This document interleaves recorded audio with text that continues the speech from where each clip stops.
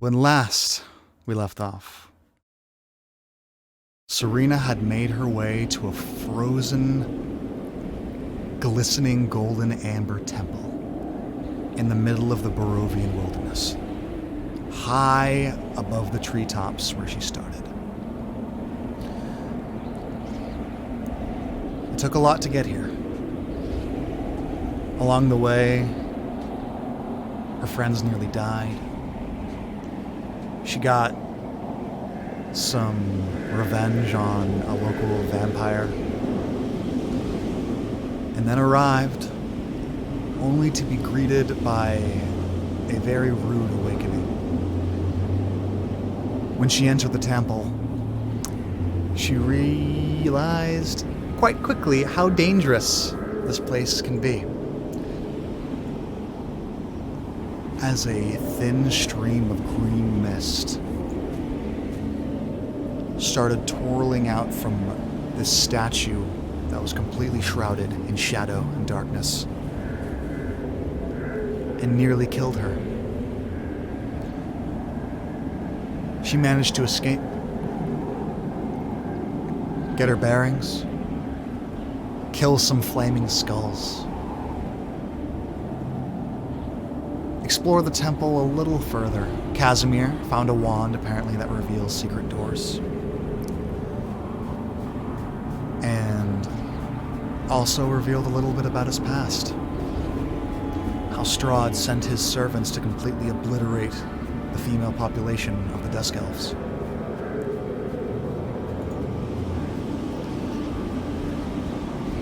What's that sound loud? There we go. New audio. Sorry, still getting the levels nice and set. So you have now slept, having spent a brief period of time, a couple hours, in the Amber Temple, but already having used all your spell slots. You exited, took a daytime nap, and it is now dark. You open your eyes out of the dome to see the pitter-patter of snow sliding by, and the black abyss surrounding you. The slight glint of your campfire, which has now died out and is just a few embers shining off of the bright, tall amber statues that stand before you.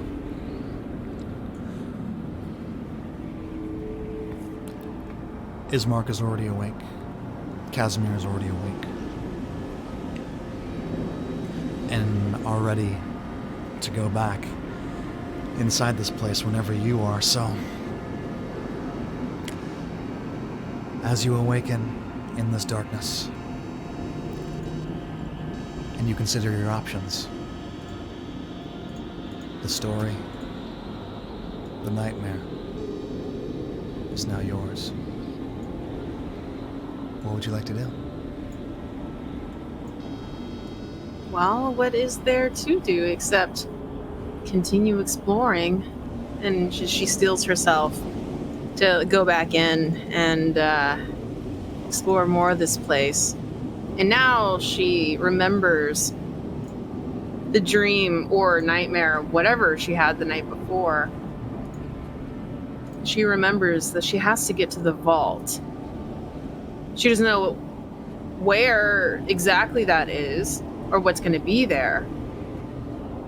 But she knows that there's something there that she needs to find. And so, time to go back in. What is the order that you would like people to march in? Okay, so we're going to go... Probably better if Ismark, myself, Casimir. Okay, Ismark will take the front. All right, and he takes the lead. And Kaz is in the back. Since Ismark is leading, he will be making the perception checks as well, looking around the corners. Everything is pitch black, so Ismark is kind of feeling around as he goes forward. Mm-hmm. And with your dark vision, I forgot that. with your God dang it. with your dark vision, you do not see the witches. And last you checked, Dang it. they were flying in the chamber ahead. I can't. Ismark can't be in front. Then I have to be in front unless we have a dedicated light source. And having a light source when there's like 3 witches in there, I mean, they might see us before we see them if we do that. So we actually have to switch. I have to be in front now. All right, you silently motion for Ismark to get behind you, and he does. And you look out, and you see the statue now shattered and broken ahead of you. Good. The stairways, and yeah, you just hear cackling and muttering coming from down below. Okay. I want to get. I want to hide and where I hid before and look down and see if they're down there. Make a stealth check. Sneak. Be sneaky. 13. 13.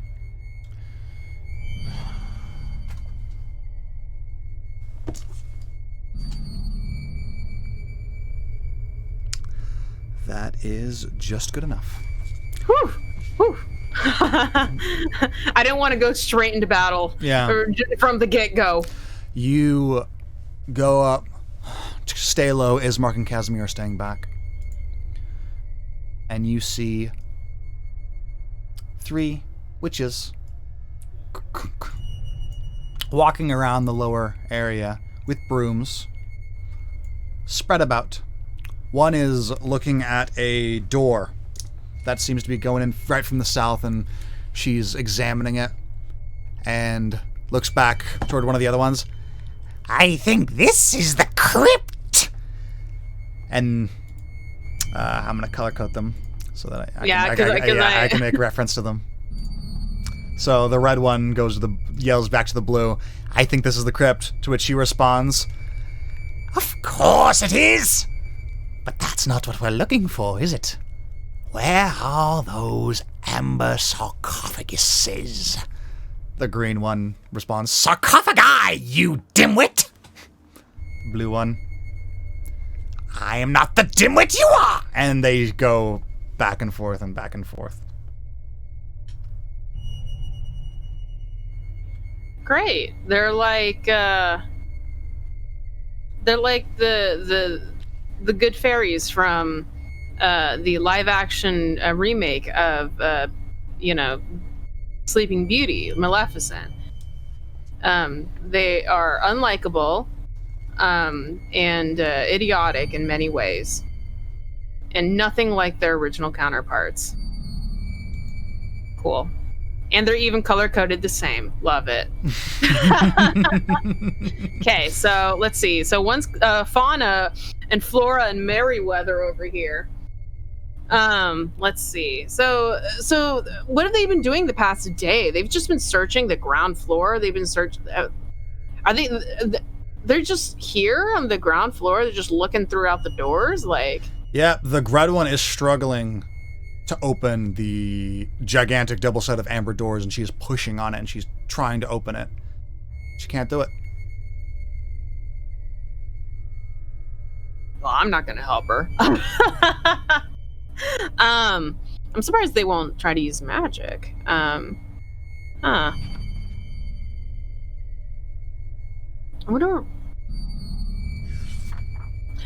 what I should do. Like, I feel awkward just randomly attacking them because I don't know how powerful they are. You know, I don't want to pick a fight if it's not absolutely necessary. So I kind of want to wait for them to leave or go somewhere else. So what are you doing? We need to investigate this place as well. I don't know how effective it would be to negotiate with them. I don't know if they're up for that.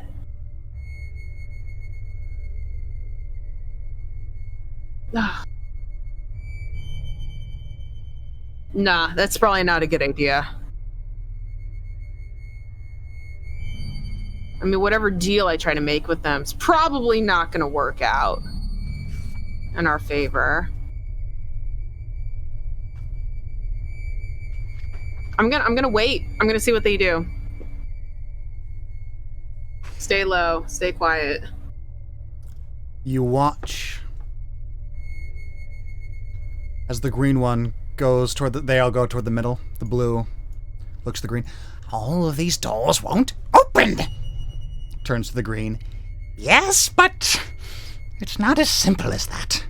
There must be some kind of password or something. These doors seem magically sealed. The red one goes by. I could have told you that. You've been here for days. Green one. So what do you suggest, oh smart one? The red one sits down on her broom and begins to float just a couple of feet above the ground. Crosses her arms. Well, the passwords must be here somewhere. Maybe there's... Maybe there's what? Perhaps we should try famous Barovian names. And the green and the blue one look at each other. Brilliant idea! And then they all fly off in different directions and they just start shouting random things at the door. At the crypt or at the three different entrances? At these amber doors, the blue one disappears, and the green one disappear to the right, over here. They're now gone. Oh my gosh! Okay. So two went to the right, and the red one is still at the it's still door beneath below. you. Yeah. Okay, she's alone now. Yes. I mean, like Serena looks at Ismark and Casimir. Ismark can't probably see much, but like she sees Casimir and she's like, "There's one down below. One down." He looks back at you like, so what? Like, so? How many? Okay, what other exits are there? Is it exit to the left? There are two corridors that you can see. If I were to show you another layer of the map, which I won't do because that's not what you can see. You can basically see that it leads over underneath to the left and to the right. Underneath here? Yeah, there's a door right there, so you get a sense that there's probably something underneath you. Okay. And then there are just wide openings to the left and to the right, leading further into a corridor. And then there's an exit here. Yeah. An exit here. Yes, roughly. Okay. You know what? I'm gonna try to go to the left. I'm gonna avoid them for now. Just by yourself? No, with that, I'm gonna try to come on, let's go. Alright. Casimir goes behind Ismark. We're gonna sneak on by. Alright, go ahead and make me a group stealth check.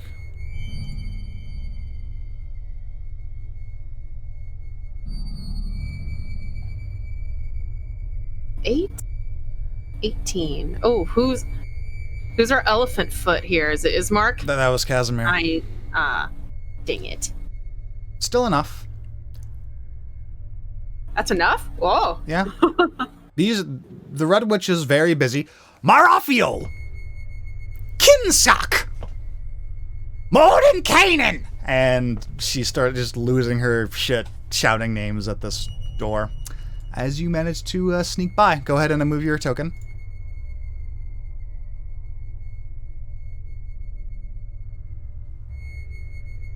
And we're gonna duplicate your tokens as you go to the ground level of this dungeon.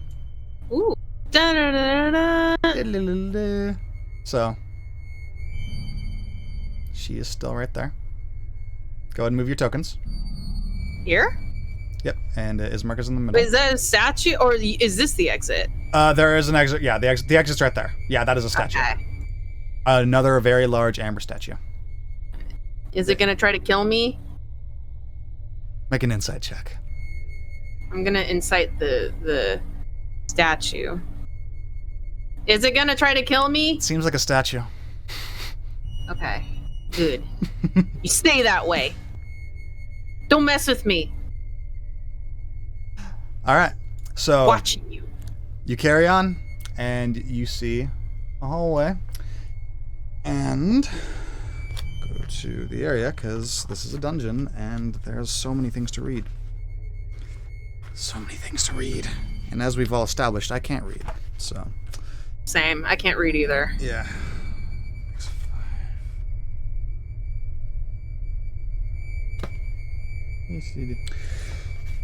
This arched hall rises to the height of 20 feet.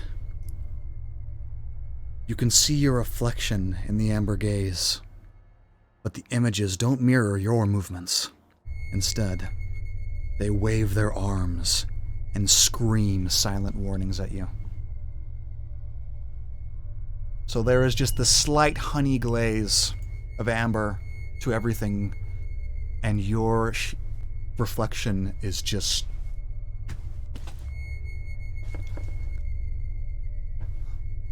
and you look down at Ismark's and he's just doing the exact same thing, Casimir's. That's unsettling. Varukio! We better keep going. And we're gonna keep going. Alright. What do I see here? You see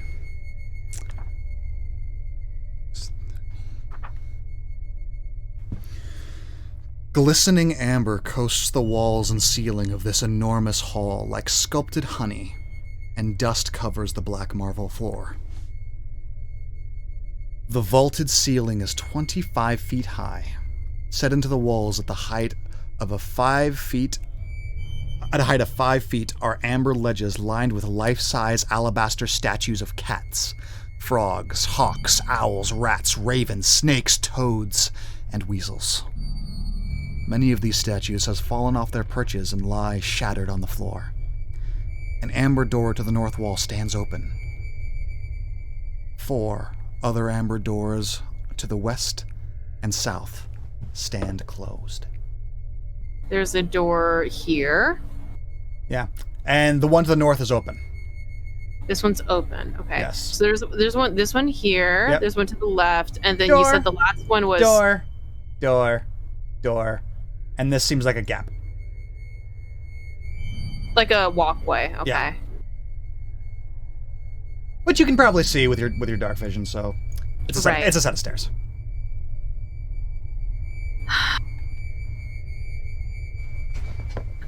Since the door's open, I kind of want to go over and go to the side of it and peek inside Make a perception check. from where I am. Yeah, you're approaching the door and you're looking at, and you're gonna see what's inside it. Make a perception check. 13. 13.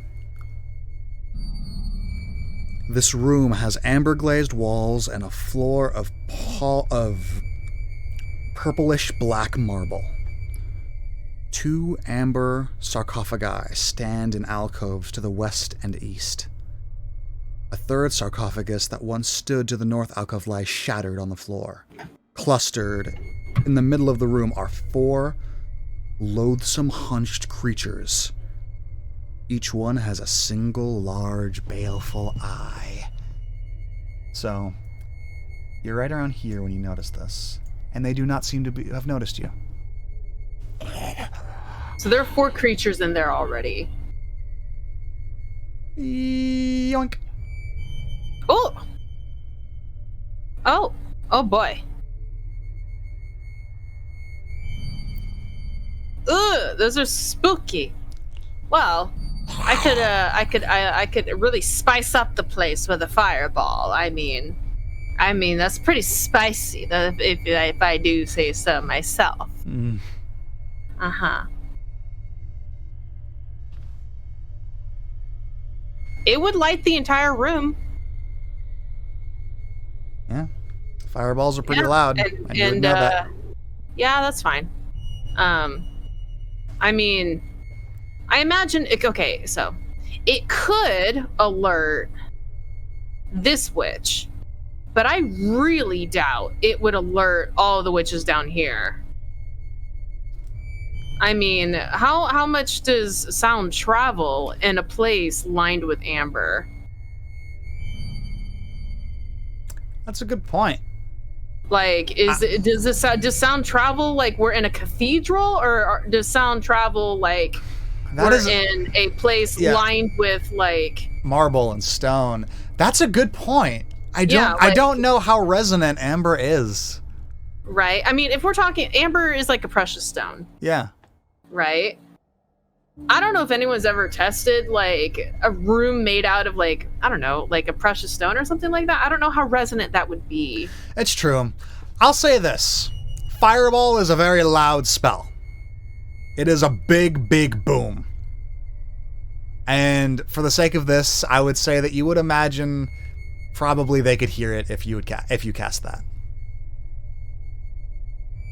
But if I alert them at the same time, the sound of struggle probably would alert them as well. All right, you know what? I'm gonna just avoid all my problems. All right, I'm going somewhere else. I'm gonna avoid all my problems. Okay. Later. Yeah. I'm going down here. Yeah. So there are two doors, right here. And the two doors that are to the south, and the one door that is in the south is also is closed, and the two doors that are on the wall near the southern end. X38 are these ones. Yeah, these ones have closed doors. But these doors actually have handles. Which doors have handles? These ones. Okay, those doors have handles. Yeah, actually, whereas these are just double door, huge amber things with no handles. Okay. If this one has a handle, I'm gonna assume it's locked, but I'm gonna try to open it anyway. Like carefully and slowly. Okay, careful. With caution, not making noise. All right, make a sleight of hand check.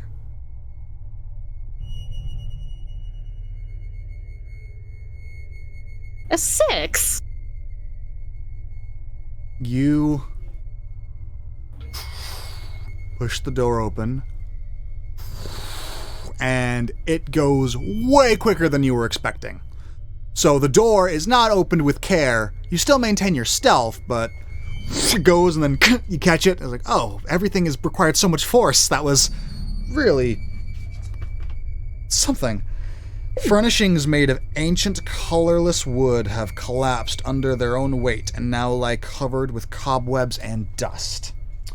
As you see what appears to be a bedchamber. Oh. I thought you were going to say what you appears to be like a family of spiders, and that's when I'm out. No spiders. No spiders? Okay, good. Not yet.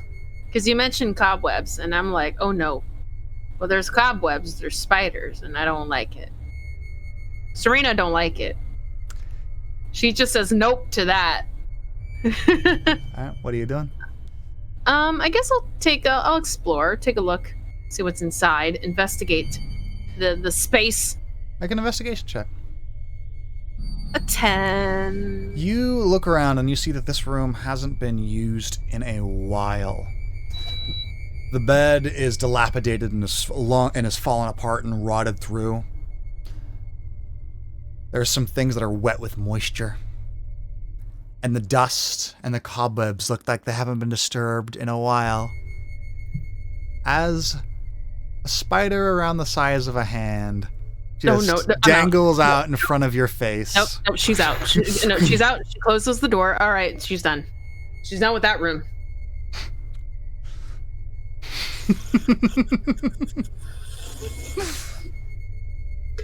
Just noped out of there. Nope. Especially the spider the size of a hand. Mm-hmm. That's a really big spider. That's too big of a spooter right there.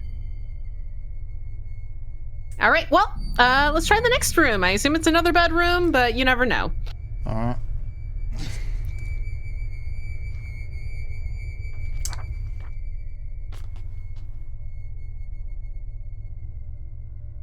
You open up the door.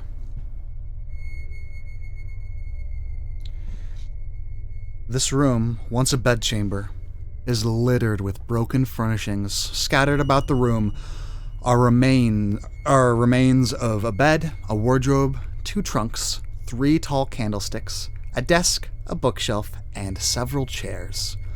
Torn up books, old quill pens, and tattered clothes are all strewn about.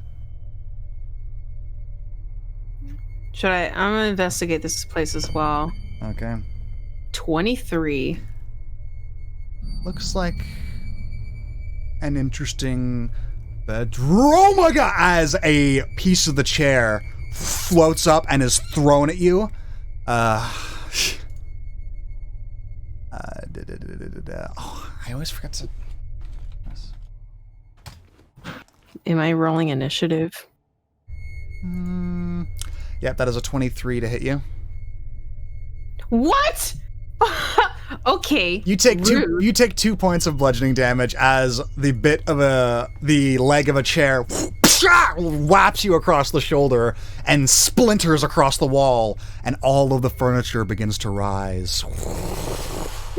And she leaves the room, closes the door. You hear it coming from that side? What's all that racket? Oh shoot, we have to hide. And she goes around the corner. And if the witch comes over, she's gonna have counterspell ready to go. Yep. You hear nothing, but then you see floating on a broomstick. She goes across the corner. Could have sworn I heard something. And then her eyes meet yours. And let's roll some initiative. Okay. Oh, dang it. 13. How come I could have used the 23 on a roll when it would have mattered? I rolled a 23 and found a bunch of furniture trying to kill me. That's all I have to say to that. All right. Exactly. And we've got ourselves... I found you, my pretty. Exactly. That's what I imagine she sounds like. That is a 10, a natural 1, and an 18 for the witches. Oh, for the witches. Okay. Yes. Oh, all 3 witches. Oh no. They all heard it, huh?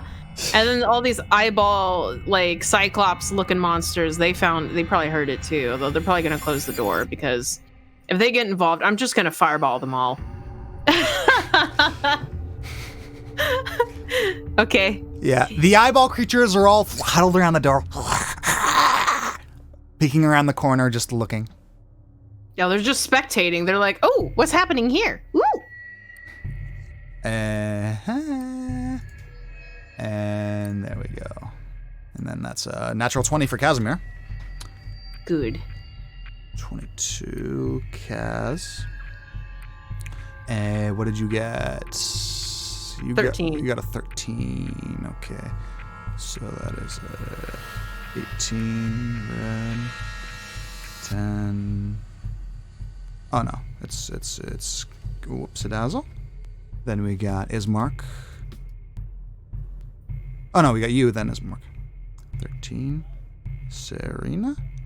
Ismark with a 12. And then we got the blue witch. And then we got the green witch. So, first up is Casimir. And he is going to look at you with like a little bit of arcane energy flickering in his hand. Do we fight? Do we fight? Yeah, do it! Okay, and he is going to cast.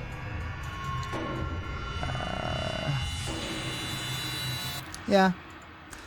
Good old magic missile. Oh, good old magic missile. Yeah. The tried and true, the bread and butter. Yes. 3, 6, 9. 1, 2, 3, 4, 5. At 11. the switch. 3, 6. Yeah, that's 11 points of damage to the red. Do. Ah! And the screaming comes out as she gets off her broom, and the broom gets up on like little broom legs and looks over at you, and it looks like an infuriated broom. Oh no, am I gonna get beat by an angry broom? Oh no. It's an actual character. It has its own token and everything. Oh Yeah. my god. And then Casimir is gonna step behind Ismark. You were in the front. And next up is the Red Witch. And she is going to cast. And she turns invisible. I'm gonna counterspell that. Okay. You counterspell. Girl. And the spell flickers out. Go ahead and mark off that spell slot.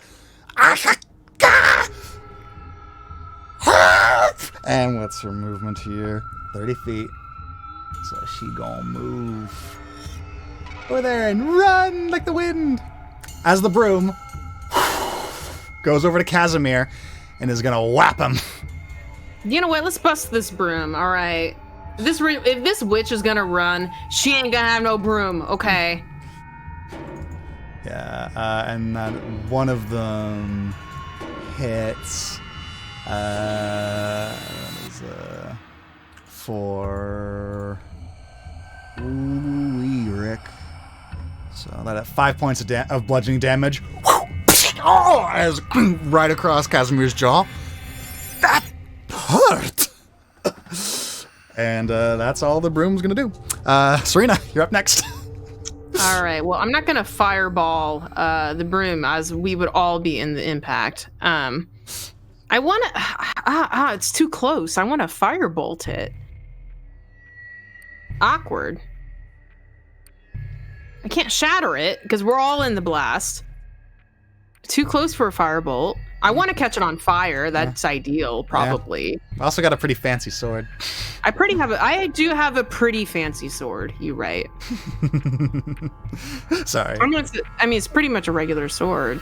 In this case, I don't think it was designed for defeating brooms. Yeah. I think it has a +1, doesn't it? To its stats? To hit? I don't know. I'll use it. Why not? Sure. Swing swong at the broom. Swing swong. Only a 10? Only a 10. Does a 10 hit a broom? A 10 does not hit a broom. What? As you How fast is this broom? swipe, the broom gets up, flies in the air, does a backflip over the swing, and lands gracefully. Incredible. It's a acrobatic broom. It's an Olympian level gymnastics, broom. You still got your bonus action in your movement. Wow. So where is it? It's right in front of you. It is right in front of me. Wait, it was there in the beginning. What do you mean? Yeah, it didn't move. Oh, it didn't move. Okay. Yeah, I am not gonna do anything else because well, first of all, my sword's out, so now Ismark can see. Yes, Ismark can see. As radiant energy is bursting out from your blade. It's a faint glow, because you can definitely make it brighter if you want, but Ismark can definitely see this thing now. Right. And he has a spear at the ready. He's like, oh, that's so much better. Yeah. I'm gonna move here so that Ismark can just stab it. Okay. And not have to worry about stabbing me accidentally. All right. Ismark is going to move around since it's if this thing is surrounded. He's going to flank. Actually, you were flanking it. Roll the hit again. See if you hit it. Yeah, because I'm Yeah. You You have this thing surrounded. You're flanking it. 21 does hit. For 11 points of radiant damage. Okay, yeah. Yep. 11 to the broom. Slashes through a heavy part of it, and it looks like it is on the brink of breaking, but it's not quite done yet. Okay. All right. Well, yeah, and that's where that. I mean. Yeah, and that's where that ends. Yeah. Flanking rules. Sorry about that. Forgot about that. As Ismark is gonna attack, and then smack. As you buzz it in half with the radiant blade, Ismark takes the spear, flips it around, crack, and the broom splinters. Okay. And looks at you. What's the plan? What's the plan? Well, they know we're here now. Oh gosh. I don't think we should stay here, and I don't think, we want them to find us. She seemed pretty weak. Like, we could deal with this now. Do we want to chase her down? I follow your lead. So she travels, so she's here. Yeah. If I were to go... Why am I here? I should be there. Yeah. If I were to go 15... You're still in the initiative order. And then another 20... I guess another 15 there. I'd be there. I'd be right next to her if we were to chase her down. Yeah. You're still in the initiative order, so... That's just what he says. You know what? Okay. The smart thing to do would be, yes, chase her down and kill her. She's gonna just find her sisters. Okay. And we're gonna have a magic battle on our hands. We might as well. Okay. I don't want to deal with this later. All right, then Ismark gets right up next to her. And she looks behind her, stands spear at the ready. And that's Ismark's turn. Next up is the Blue Witch's turn. She arrives on her broom. Oh, Ismark is so dead. The broom pushes next to her. Oh, hello there! A spell goes up. Isn't this funny? As the room fills with a plume of smoke, Ismark starts coughing.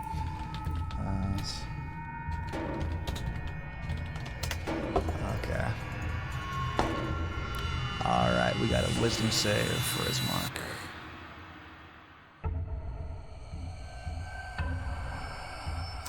He's not particularly wise, but that is a 13, which does save. So, okay. Yep, no, that's it. What the hell is this? And get him! And actually, yeah, the broom is gonna dash over and land next to him, and that's all the broom can do. Next up is, wait, or is that true? The broom has a flying speed of 50 feet, actually. So, 30. Wow. So it was here. Nope, still couldn't do it. Wait, no, wait. Yeah, it would be right there. But just barely in range. And this broom is gonna whack him. Bonk. Bunk. For 3 points. Basically this broom is just going to enact the proper, the way that many children are disciplined. Yeah. in many parts of the world. Yeah. Ismark just rubs his head. What the hell? As the broom looks like it's getting ready to fight. And next up is the green. Who can get same place as the blue, actually. And the broom gets right up next to her. And the green one is actually going to do the same thing. Well, isn't this funny? I already said that! as Mark is covered in green smoke yet again. This time.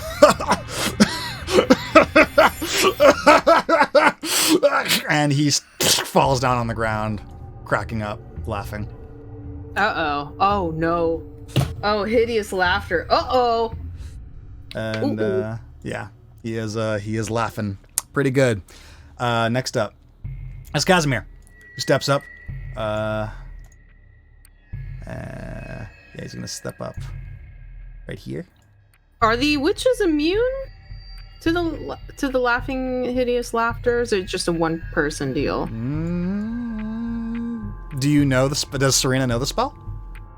Make an intelligence check. You're a lower bard. You've studied wizard spells. 18. 18. You would know that it is a single creature spell. Dang it. And Casimir looks, smiles. Interesting choice of stance and positioning. Right. Snaps his fingers, and a bead of fire explodes out from the center of all of them. And that's gonna be a fireball for Casimir. Oh man, I can't wait for my turn. It's perfect too, because Ismark's on the ground. So. All right, that is a dexterity save. What's the radius? It's 20 foot. It's a 20. Yeah, 40 feet high. So if he positions it here, yeah, Ismark can get out of it. Easy as pie. The brooms are. Wait, let's see. What are these? Are they incinerated? I hope they are. Okay, no. If they succeed, they'll live. So that's a dex save for both the brooms. What's Casimir's spell save? Oh my god, the spellcasters, man. Too much. Yay! It's too much. Okay, the DC is 14. And I get a +3. That's one save. And that is another. That is incinerated. This one goes up into flames. And now it's time for the witches to save. 1, 2, 3. And the witches. That is a success and 2 failures. The red one just bursts into flames and dies. Wow. And actually, 21 dead. No, they all do. Yay! And they all fall down dead. The smell of burning flesh fills the room around you. And this room is just running around like a chicken with its head cut off, on fire. And Ismark, oh, you bastards. And he gets up, and I'll just say he just lops this broom in half. And that's the end of combat. Yay! Nice, quick and easy. Quick cleanup. All right, well, at least we don't have to worry about them. I wonder what happened to the dude we found in the statue. Wonder what the witches did to him. He disappeared. I'm not sure. Yeah, he's probably still around here somewhere, I would think. Puts the spear back. Well, we can worry about him later. The figures with their gigantic eyes are all like... Oh, are they staring at us? They're Like, what is staring very intently at all of you. through the open door? Mm. And they're not leaving the room? Yeah, it is. They're actually staring at Ismark. And Ismark. they're all staring at him. And he's just looking at them. Is that Ismark or Casimir? Oh wait, no, that's Casimir. My bad. They're all looking at Casimir. Okay, and What is...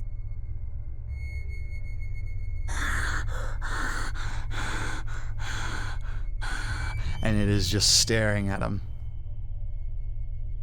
And Casimir steps back. Oh. It felt like they were seeing through me. That was weird. I do not like them. Let's stay away from them.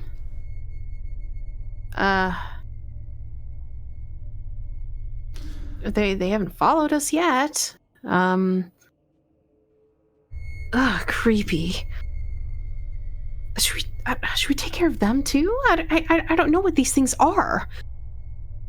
One fireball, I think, will take care of them. If you don't mind. All right. And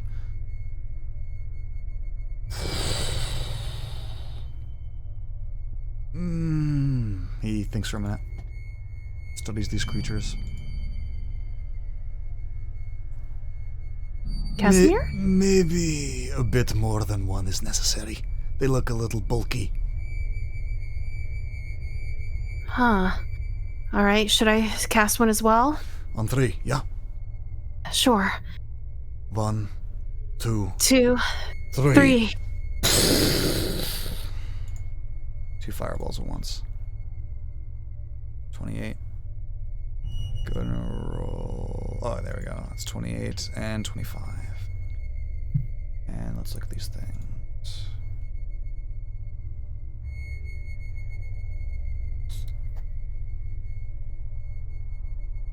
We'll say, for the sake of simplicity. Actually, let me need to check something else. So many little things. Uh-oh. Uh-oh. SpaghettiOs. Spaghettios. Alright, so that is 33D. And... okay. So, these things let out a horrifying screech. As the room is filled with flames, Ismark charges with his spear and takes care of the stragglers that are twitching. He gets a few slashes across the chest, bleeding a little bit, but he finishes off the stragglers. Okay. Whew. Well, that went off without a hitch, somewhat. Let's hope that they're the last things we have to deal with inside here. Serena. Yeah? You might want to see this. What is it? Tosses all the bodies out. Look. What is inside? You look.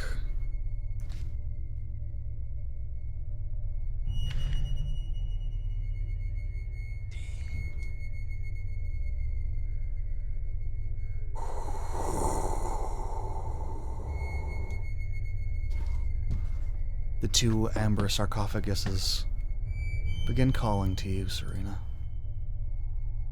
You hear that? Sort of. They're calling to me. He steps in front.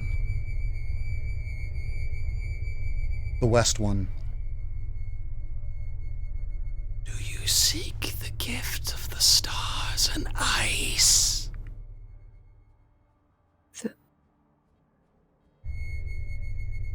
The west one. Do you seek the dark gift of Kirad? The star of secrets.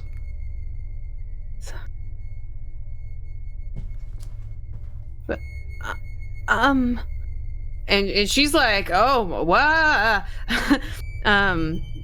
She's like really spooked out, and her initial answer is no. She's not seeking these things. And the voices go silent. When Ismark steps out. That's interesting. Yeah, that was terrifying.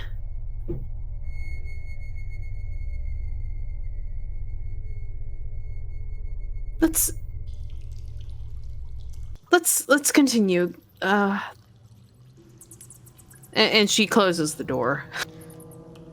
You try to close the door. Actually, oh. You cannot. This door is not moving. She tries pulling on the door, and she realizes it's not budging, and she's like, what is the door made of? Amber? Of course it is. Huh. She looks at the sarcophaguses and sarcophagus, I don't care. She looks at them. She walks closer to them. What do they look like? Are they just giant amber slabs? The amber sarcophaguses look like a rough black block of solid amber, 8 feet tall, 5 feet wide, and 5 feet thick. Trapped inside the block is a silver wisp of utter darkness, no more than a few inches long.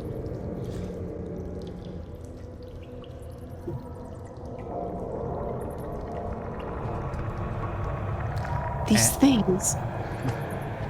And as you approach, same thing. They're- Do you seek the dark gift of Delban, the star of ice? From the west, from the east. Do you seek the dark gift of Kirhid, the star of secrets? The gift of sight beyond sight. The gift of warmth and power over ice, the other one says. These, whatever they are, evil spirits, or they're offering these evil gifts. What makes you say that they are evil? What? And she turns around at Casimir and I'm like, they literally just said, do you want the dark gift of whatever? I haven't heard any of what you're talking about. Really?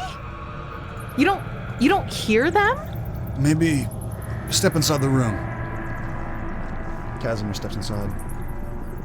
Do you seek? Okay, there it is. Yeah. Uh-huh. They literally say, do you want the dark gift? Steps back outside. Of blank.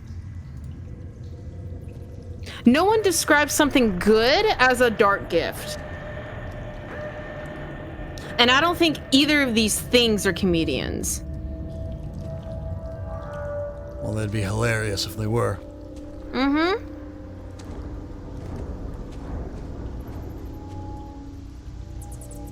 I kind of want to destroy them. You're saying I should do my thing and hit them?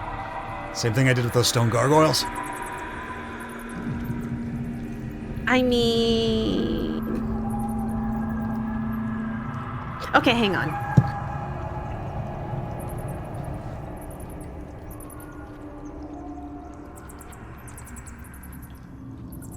Let me talk to one of these things. You approach. Do you seek? No, I don't seek whatever it is you're offering. I wanted to ask, what are you? I am a vestige of this place. I seek to part with gifts.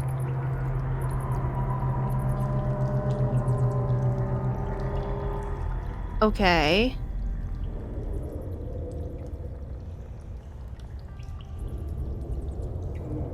Whatever you're offering is probably not good. So... It is power. Well, power and good are not always the same thing. And usually, actually, they're rarely in the same ballpark. So, I think I'm just gonna try to destroy you, if you don't mind. And she takes out her sword, her beam of sunlight, and see if it'll do anything. If not, she can use her shatter spell to destroy it, because it's made out of amber. I mean, yeah. So you take out your sun sword. Vroom. It is a mistake. I know Why? you need power to succeed. She pauses. Yes, I do need to become more powerful to succeed. But whatever gifts you are offering, they may not be worth it. And I'm not willing to take whatever dark powers. I'm not willing to take that chance. And she's gonna try to attack. You know what? Let's say the west one first. Take out your sun sword. Like a lightsaber straight through. And the black wisp foams and goes out into the air.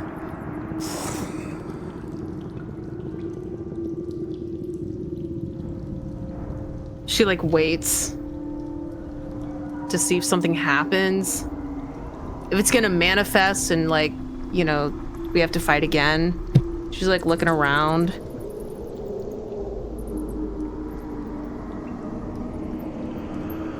Nothing happens. So you just let him out? Is that what happened? No. He disappeared. Right. You know more about this magic stuff than I do. I'm just telling you what I saw. Uh-huh. And to be honest, she isn't sure what she saw either. She just hopes that it just disappeared. And then she's gonna try to stab the other one too. Same thing happens. You saw it in half. The wisp just goes out in the air.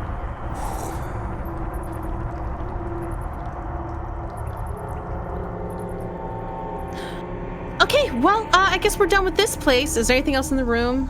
Mm-mm. Not really? Okay. Well, time to go! Casimir looks at the room.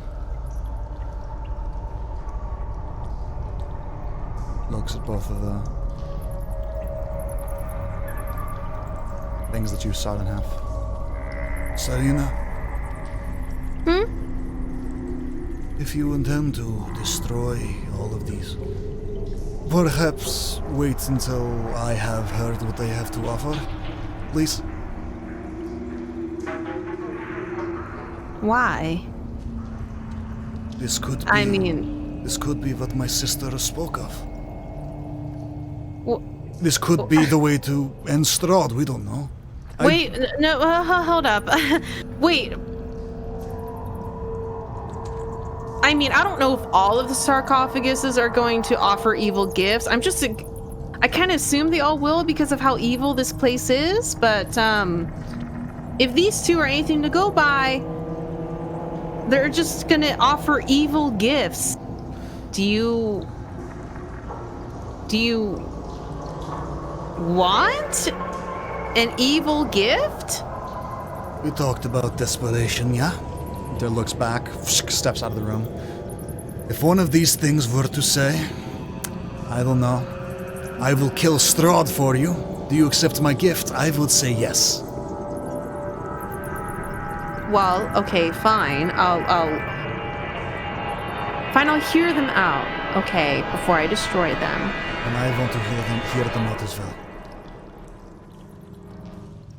Okay, fine. And she kind of looks at him like, why would you accept any of these? What, huh? And she's like, okay, well, whatever. You never know. I guess you never know what you're gonna get, you know. Maybe there is one that'll just offer, hey, I'll just kill Strahd for you. How oddly specific, but like, I guess one could exist. So she's just gonna leave. He follows behind you. So you said that there's an amber door here. Yep, and it is sealed. Is there a way to open it? There are no handles. Just a double set of amber doors. Okay, so we need some magical password, and also I do have the knock spell, but I only have a certain amount of spell slots, so I kind of want to be really picky on which doors I want to open. I will actually want to go down to this door instead. You said this door was also an amber door. No! The original door down here. This door is also an amber door that has a secret. I could use the knock spell to open this door. It says it leads to the crypt. I wonder what's there. You know what? I'm gonna open it.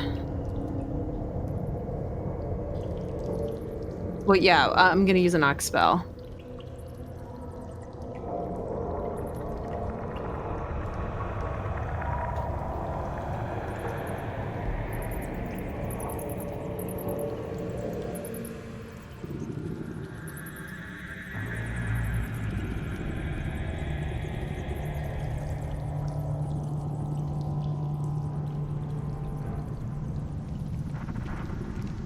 All right, I opened the door.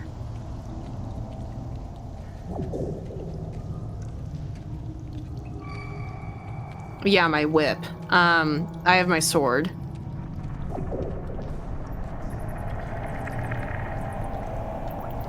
Oh, you mean like I have to physically open? Okay. Yeah. Okay, I'll use my violin and use my thorn whip.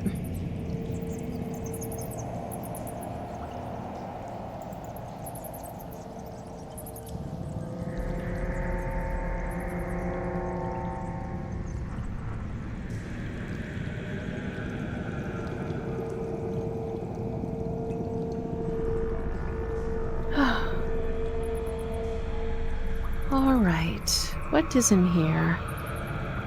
And she's gonna step in and look around.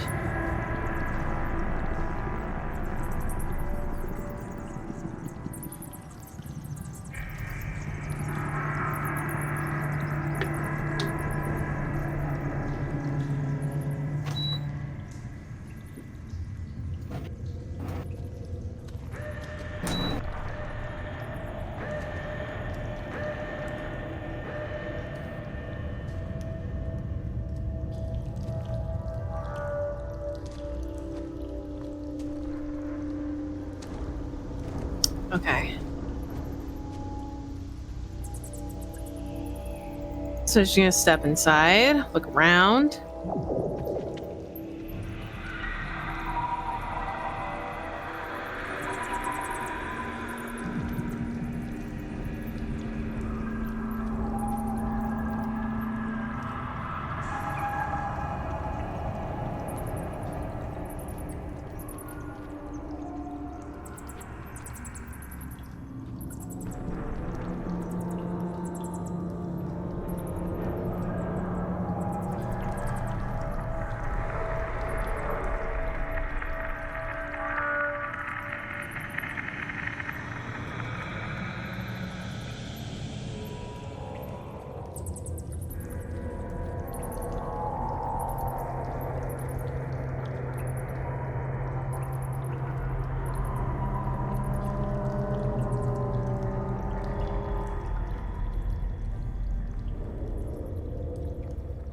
Okay, so there's candles, lit candles in here, so we can see.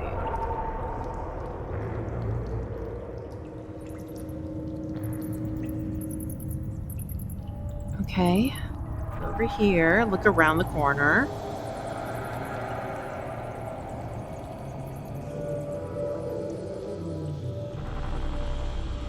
In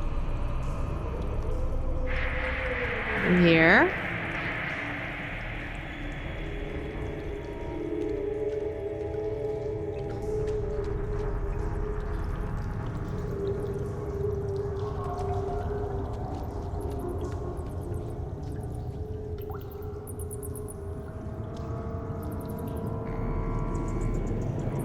This room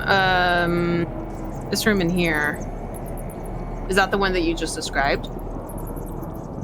Okay. I guess I'll go and take a look around and investigate.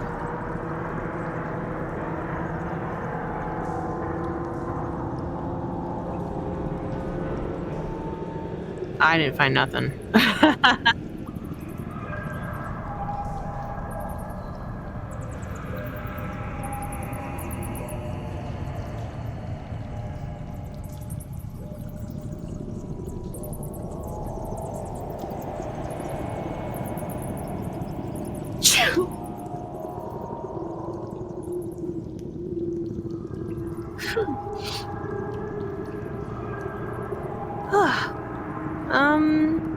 like, there's nothing in this room. I guess we can look somewhere else. And we're gonna leave that. I guess go down here and look around the corner. What are these little divots? Where the light's coming? Okay. I guess I'll circle around until there's another opening. I assume there's an opening on the other side. Okay, go over here.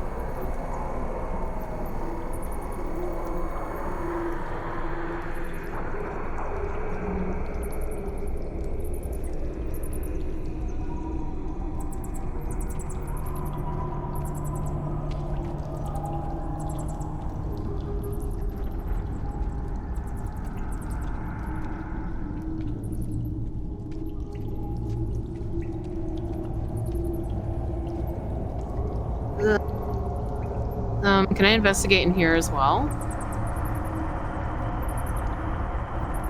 17.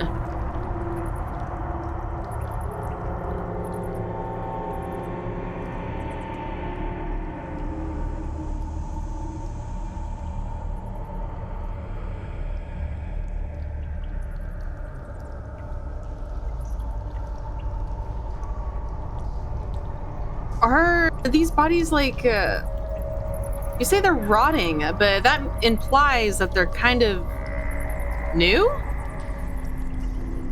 In a sense?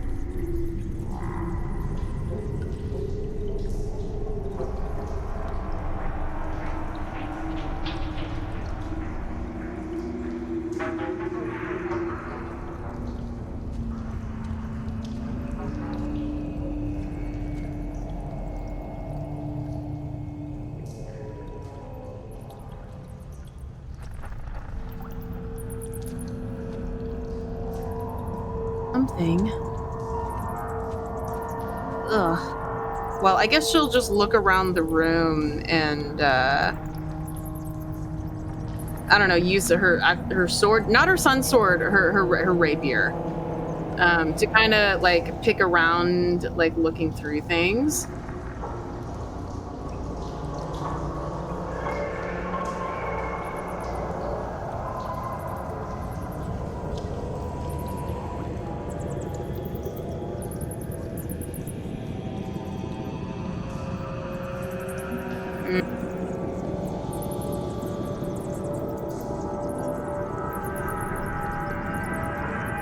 Weird. I wonder who these people are. And why in the world they're entombed here. And even worse, who broke them? Broke them out here.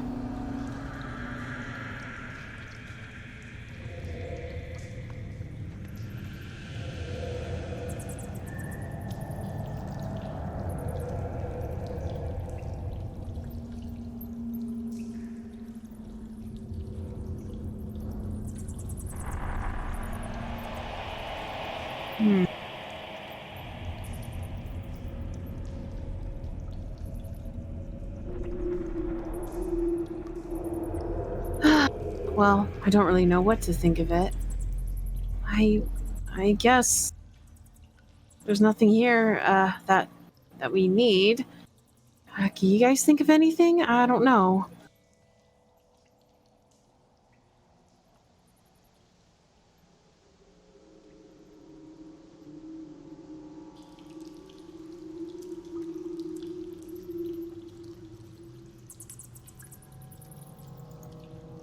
You want to try it now? Well, I mean, there's not a limit on how many times you can use it, is there? 3 times a day. Ooh.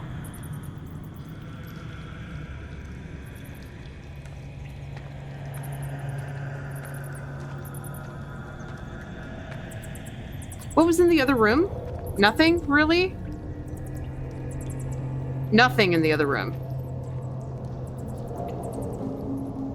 Why is there a room with absolutely nothing in it when the other room has all these scholars? Oh, oh, my mic is not supposed to be silent. I was muted that whole time. Oh my goodness. I'm so sorry, chat. Thank you. Thank you. I'm so embarrassed. I don't know how Were long. you muted? I think I was muted for a little bit because I remember turning it off because there was some stuff going outside my window. Oh, because I'm like, you were talking earlier. Yeah, no. So, thank you, LeBlur. I have Awkward. I have no idea. So, long story short, I don't know if you've been able to pick it up from context clues, but Serena had made her way into catacombs that are seemed like they've been undisturbed for a while. One was empty, filled with dust, and the other was filled with broken amber casings that were filled with wizards that have no values on them. Thank you so much, LeBlur, and welcome. Yes. Okay.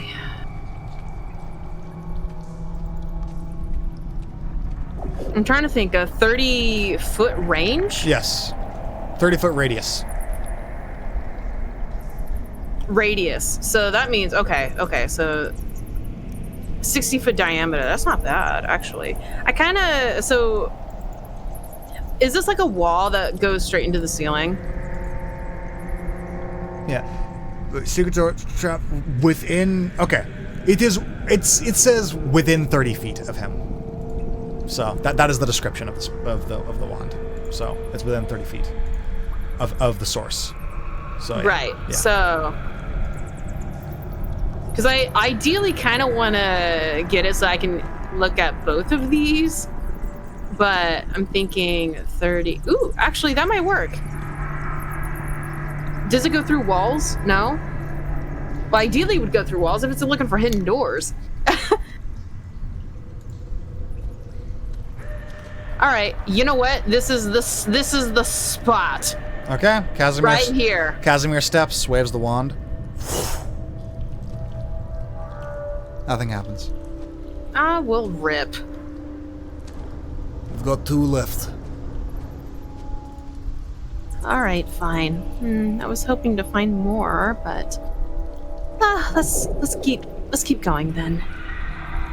And I'm gonna leave. Yep. Just let me know when you want me to use it. Okay. Yeah. Let's go. Let's keep going to the left. Okay. There are. Actually, what's hang on. What the heck is up behind? What is here? What is this? Well, you see. Oh, I don't know why I didn't reveal those doors. So yeah, there's you look ahead of you. Doors. Yeah, that was my bad.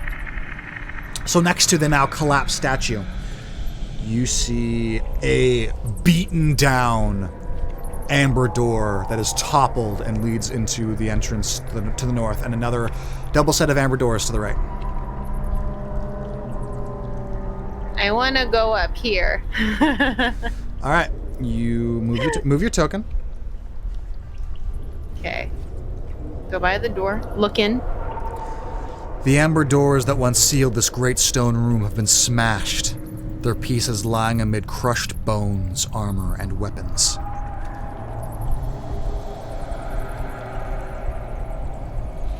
There is a 10-foot square hole in the northwest corner ceiling.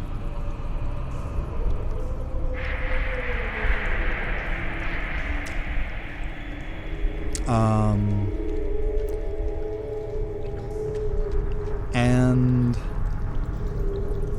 there are several pulverized remains everywhere.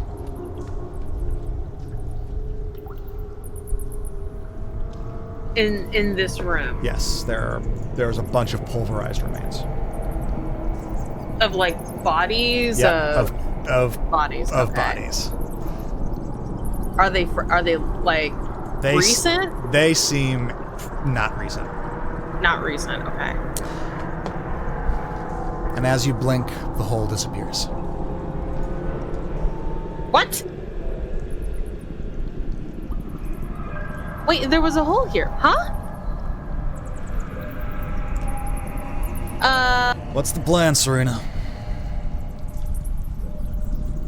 There was a hole in that ceiling.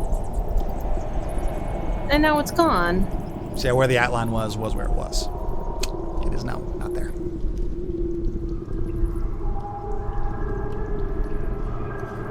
I wonder I'm gonna use Thorn Whip and have it attack the area where it was. You attack. There. You attack the ceiling. The thorn whip sticks to the ceiling. It's solid? It's solid. I thought it was like an illusion or something. Weird. Okay,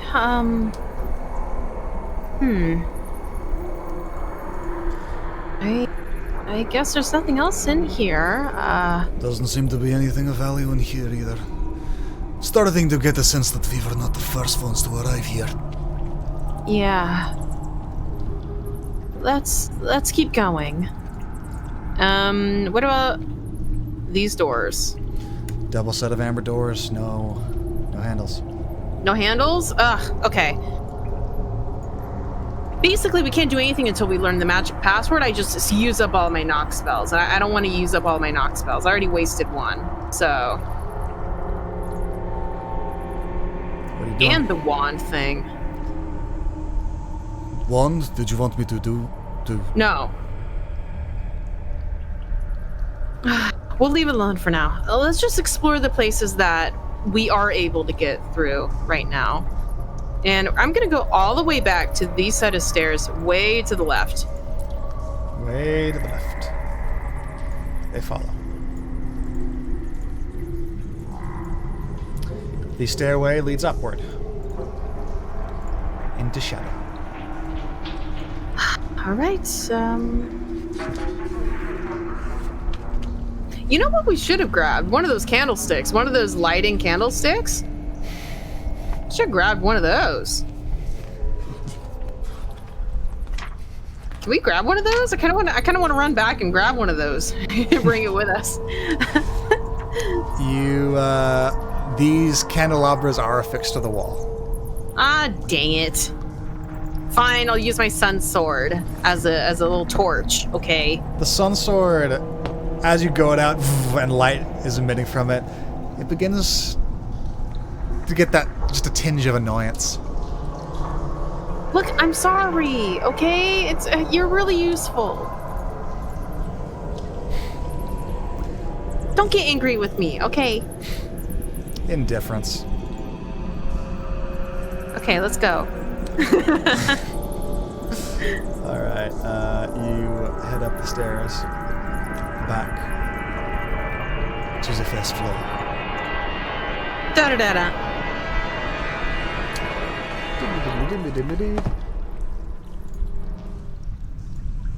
Wait, this is... Huh? You are here. The area that I just revealed. Oh, to the far left here? Yeah. Okay, because I was like, wait a minute. Yeah. Staircase descends upward into an amber doorway. And this one does have a handle. Well, let's use it. I hope this door isn't going to, like, explode on me or something. What are you doing? I've counterspell ready, if it does. How are you opening this door, Serena? You know what? I'm gonna use my trusty thorn whip. Okay? I don't want to touch the door with my hands like some peasant. Okay? The door opens. This 20-foot long, 10-foot high hallway of bare stone has an amber door on each end, and one of which you just opened. I can't see anything. I can barely see my own token. There you go. So yeah, go ahead and go on the room. There you go. The squares are a little big for this map. Sorry. So. It's a very cramped hallway. There's another set of amber doors. How do you? Open that one too. See a hallway. Another hallway? Yes. This hallway. Do you step out? I'm gonna look around the corner. You look around the corner. The walls of this 20-foot wide, 70-foot long arched corridor is sheathed in amber.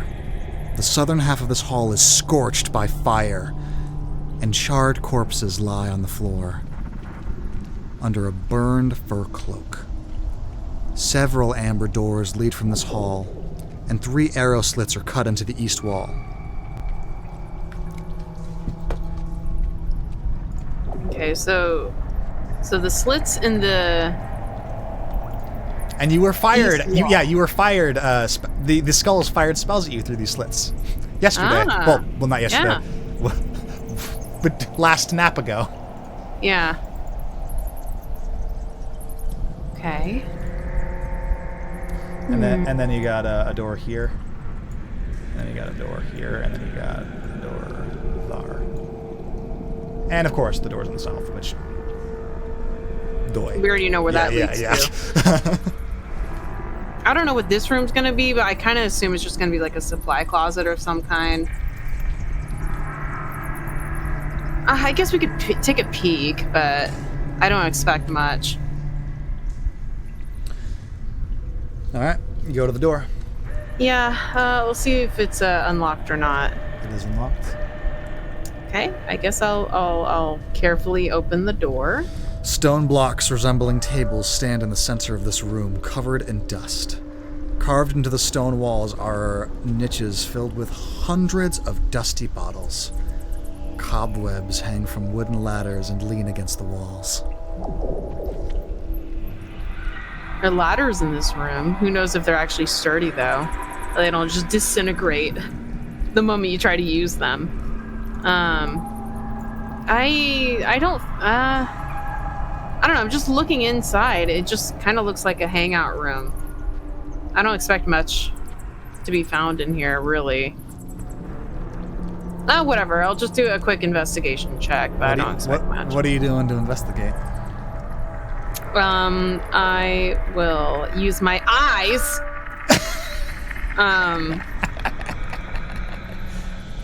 So you're not if you're not touching anything, make a perception check. Yeah. 22. I used my eyes to seek things. You just look around in the pitch black room, which resembles just this dull light, and as you shine your sun sword, you see glistening remnants of liquid in these mostly empty bottles that line the shelves of this room.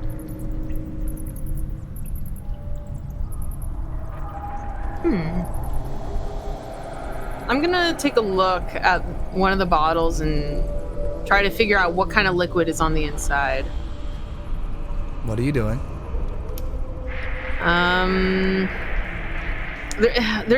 It's just bottles, so I'm imagining like a brown. Is it? Is it gasoline? Is it oil? What are you doing? I guess I'll take a careful smell to see what it smells like. It smells very earthy.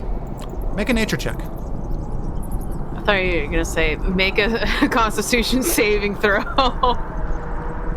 Natural one. I don't know what the heck this is. It smells like dirt.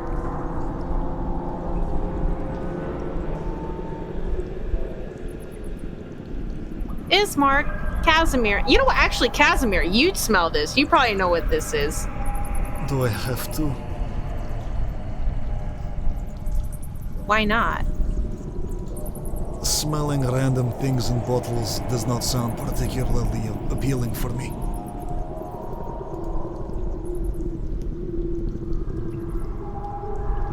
Okay, well, I don't know. I guess if you really don't want to. Well, I didn't really find anything else in here. Let's just keep going.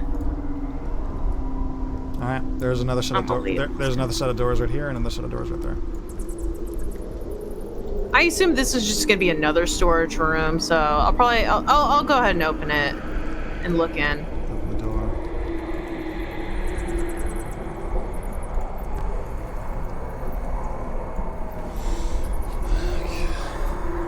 legends. Oh, dragons. Dominating this room is a 12-foot tall model of a dark castle with high walls and tall spires.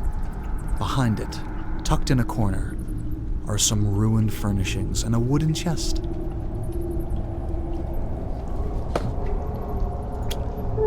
Ismark and Casimir look over and say simultaneously, "That's Ravenloft," and then they both look at each other. Is it? I think I know the castle that's been overlooming my village my whole life pretty well by now. No. I wasn't doubting you. It's just... And she walks up to it and looks at it.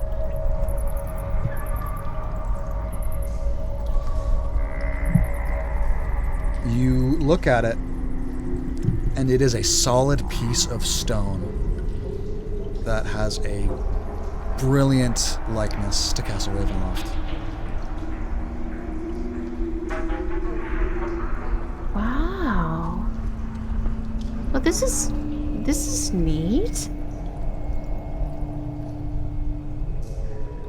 And she's like looking at the model like through and through. I mean, it'd be pretty nice for like, I don't know, plotting when we visit Castle Ravenloft. But it is like, a solid piece know. of stone. Yeah, it's just like, I don't think that's portable. You said there was a chest in the room? There is. Kind of want to look at that. You go, and there's a wooden chest in the corner. Okay. Well, okay. What I kind of want to use. I kind of want to stand back and use Thorn Whip to try to open it. The case flings open.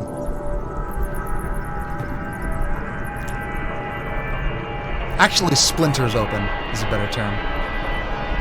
Well, good. That chest probably ain't gonna be closing again. Okay, well, good. I'm just waiting for like the fireball to like, out of the chest. Okay, It doesn't do that? Nope. Okay, great. So I guess Serena will take a look at the remains of whatever is in the chest. You see an old map case.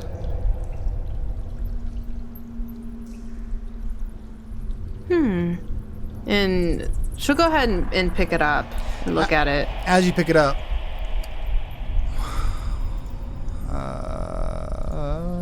Savannah, yeah.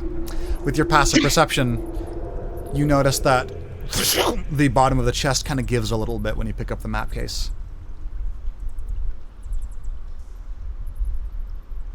You're holding the map case now.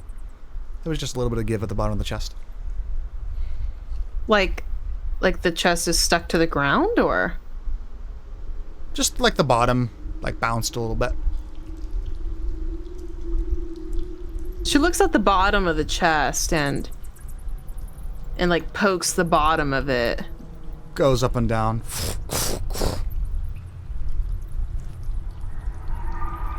I kind of want to take her rapier and try to dig at the corner and try to lift the bottom of the chest up. Easy enough. The bottom comes off. Take apart the false bottom. And you see a tome. Woo! I tell Casimir, look, a new book. Is that the spell book? I mean, it looks like a textbook.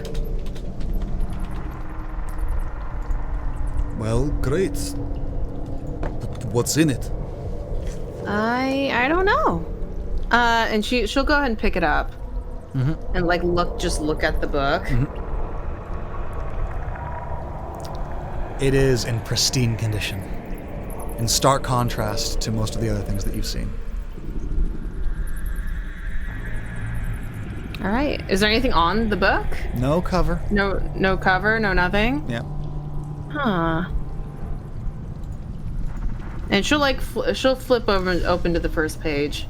You flip open, and all of the pages are blank, but whatever page you go on, text appears.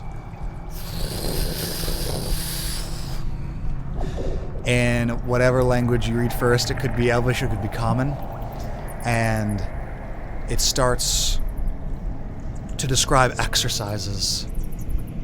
And as you read it, you feel something from the book leaving and entering your mind, and it feels amazing. Like you can see a little clearer. This book looks incredible. And then she stares at the book. You could spend Mesmerized. hours staring at this book, and you're not charmed or anything, but it's telling you,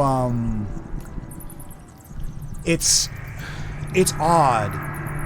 You can't remember the words that you're reading, but you can comprehend what the meaning is, and the more you read, the more aware you seem to become of your surroundings.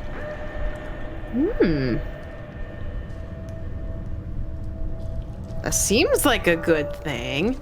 Don't know if it's ultimately a good thing, but it seems good right now.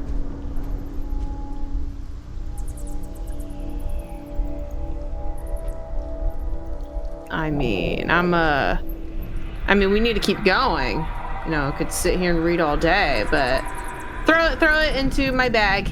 Yeah, go ahead and Let's keep going. go ahead and add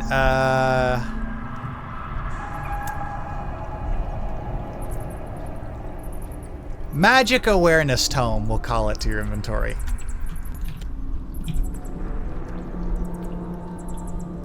I mean, if I were to estimate how long it would take to, like, consume the information in this book, how long would it take? A few hours? You have no idea. With each page that you turn, it's like new information is picking up where you left off. This book is very strange. But your potential appears to be increasing because of it.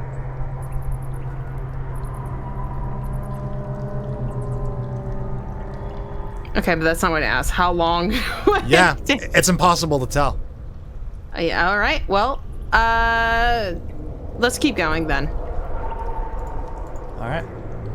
You go and you go to another set of doors.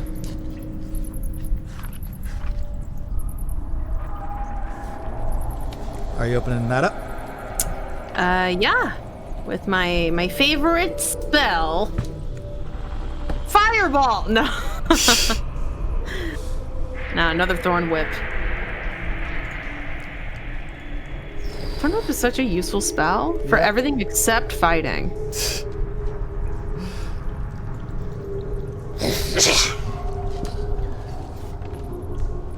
Something interesting is on the other side. I like interesting things. Not always. Torches and sconces illuminate the dining table in the center of the room. Covering the table is a magnificent feast that fills the hall with rich smells of cooked meat, sweet vegetables, piping hot gravy, and wine. And your mouth begins to water. Casimir. Oh, what is that? I had no idea how much I missed a hot meal until I smelled that. You don't think this is a little strange? Oh no, absolutely it is, but that doesn't change the fact that now I am starving. Okay, so there's another door in the room and it leads to the front foyer again? Yeah, leads up to a balcony that you saw probably with you, just thinking in your mind's eye. Oh, the balcony. Okay. Ooh, and there's the door on the upper floor? Yep. Oh, and it probably leads to the floor with the missing part. Okay. I kind of want to look through there. So I'll go ahead and just skip the buffet. Okay. The buffet, you know, turns to Serena and looks at her and says, "Eat me." You step outside. We have a full buffet here for $7.99. $11.99 on weekends. And you step out onto this broken and shattered balcony. This black marble balcony overhangs the northwest corner of the temple, the floor of which lies 30 feet below. Nearly half of the balcony has fallen away and obvious cracks have formed near its ragged edge. So you step out. You feel a little bit of give. Ooh. Oh gosh.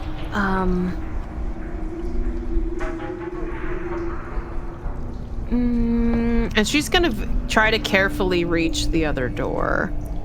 You go over. So, like hugging the wall. Hugging the wall. And you go over to the other wall. You see that you're at the door? Yeah, I'm try to open the door. Anything in particular that you're doing to open that door? Okay, fine. I will use my magical thorn whip to open the door. No exceptions. Okay. Okay. And you tug. And you hear a pitter-patter coming from the other side of the wall. Pitter-patter like movement? Yes. Or pitter-patter like... Okay. Yes. From inside the room? Yep. The sound of something shifting. And then silence. I'm gonna hide behind the door. I mean, it probably noticed I opened the door, but like... Now I know something's in there. I'ma wait. Nothing happens. Great. It's waiting too. Dang it. Okay. That was my best strategy. I'm gonna take a little peek into the room and look and see. As you take a peek into the room, you see this bare stone room consists of a foyer to the east and a shrine to the west. I am reading the right thing. Yes, I am. Candlesticks draped in cobwebs stand in front of the corners of the foyer. In the shrine, a faceless obsidian statue stands in a raised alcove at the western end of the chamber. Slumped before the statue are two desiccated corpses in tattered garments. Two pairs of alcoves line the north and south walls of the shrine. Is this the correct place? It's you said a foyer, and I'm looking in a balcony room. Yes. I am looking, yeah, this is the one. Wow, okay. Do I get to look at the rest of the room? Is that all So you see the thingies, and as I described. There you go. The room is a lot smaller than what you described. Huh, okay. So there's a statue to the left, there's two corpses, and then a door to the right. That's what I'm saying. Yep. Okay. Well, I'm looking at the statue. Is there anything special with it? Make a perception check. Is it gonna shoot lightning bolts out of its eyes? A natural one. How good is that? It's pretty good. This room's pretty spooky. Ah, it's pretty spooky. Alright, well, seeing as Serena didn't see anything, I'm gonna avoid the corpses. I'm gonna try to go to the right room and see As you what's there. Okay, as you enter the room, make me a wisdom saving throw, please. Of course. An 8. Ugh! Does nobody have a natural 20? I really... You step in the room, and you look at the statue, Oh no. and you're drawn to it. You step over, and you just stare at it. This 4-foot-tall obsidian statue of a faceless thing. It's mesmerizing.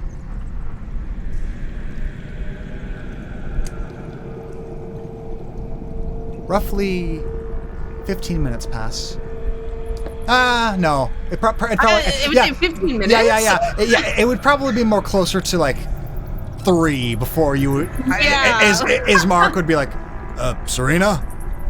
Serena? And you cannot say a thing. You are mesmerized by the statue. Serena? Guess I'm gonna go check this out real quick. Crumbles a little bit beneath his feet. Shit. Goes. Serena. She's just staring. Yeah. Serena.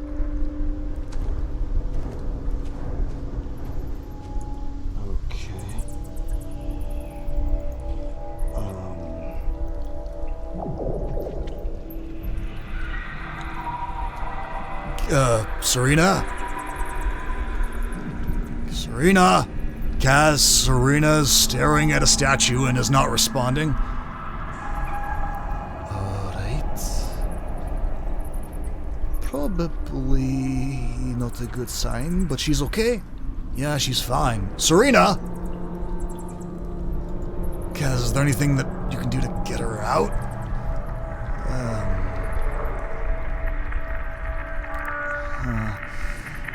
Not really,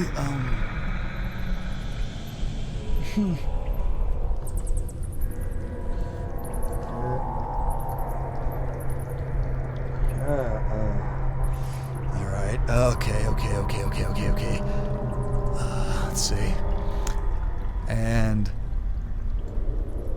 this statue is mesmerizing. And roughly 15 minutes goes by for a lasso that they made themselves floats on over to you. Alright, Kaz. Okay. And they tug. And this is complete shock to you. Like, you were completely focused on this statue as you are tugged back to the door. And you just are staring at the statue right up until they take you out the balcony and the spell is broken.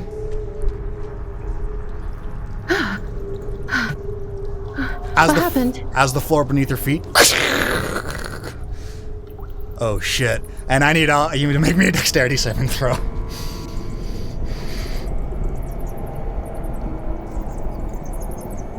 A nat 20. I'm fine. Yeah. Okay. I've never been better. Alright. Ismark roll pretty well too.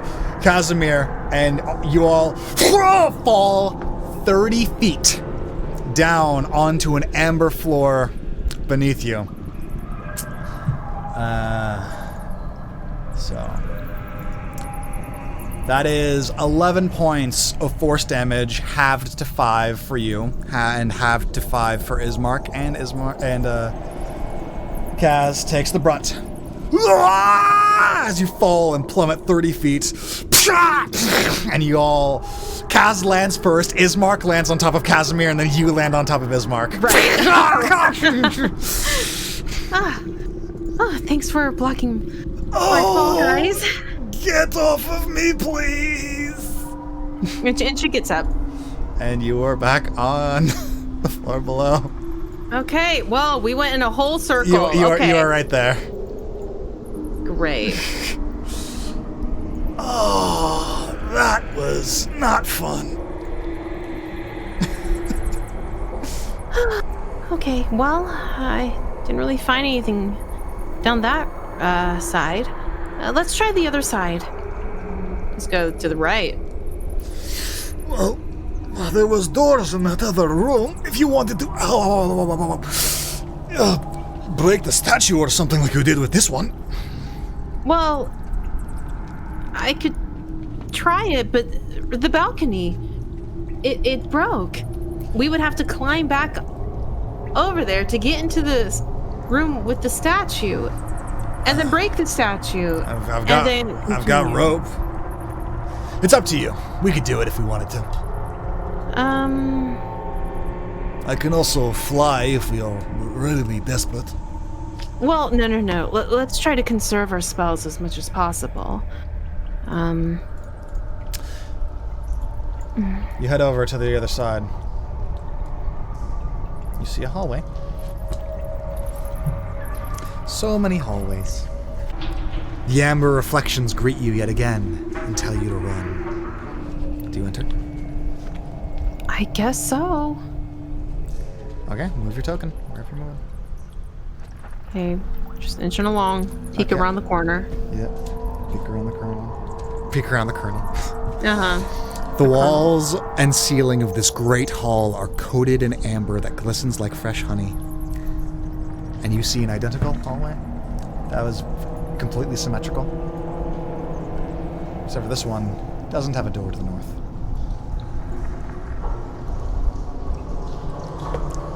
Many amber doors lead from this hall. Standing in front of the south door are... Oh, no. Never mind. That's not true. Yeah. Probably was where the witches were standing once upon a time.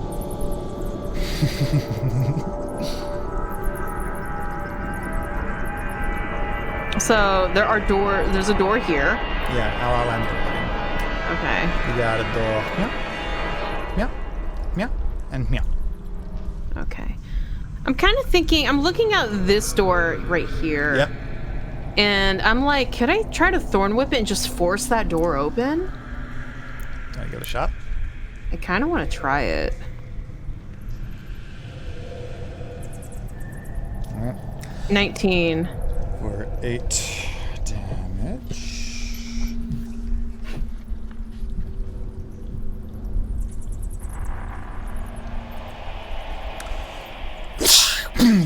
Your thorn whip cracks against the side of the door and a bit of amber flings off. And you yank, and it doesn't budge. Well, I imagine it would break eventually if I kept trying. Want to break the door down? Sure.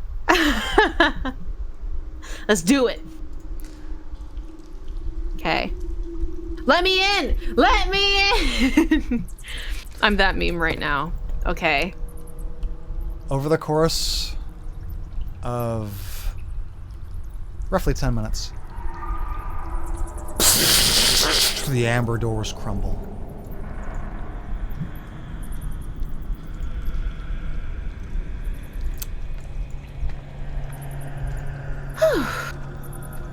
All right, and job well done. Let's see what's in here. Piles of treasure heaped against the west and east walls of this stone room.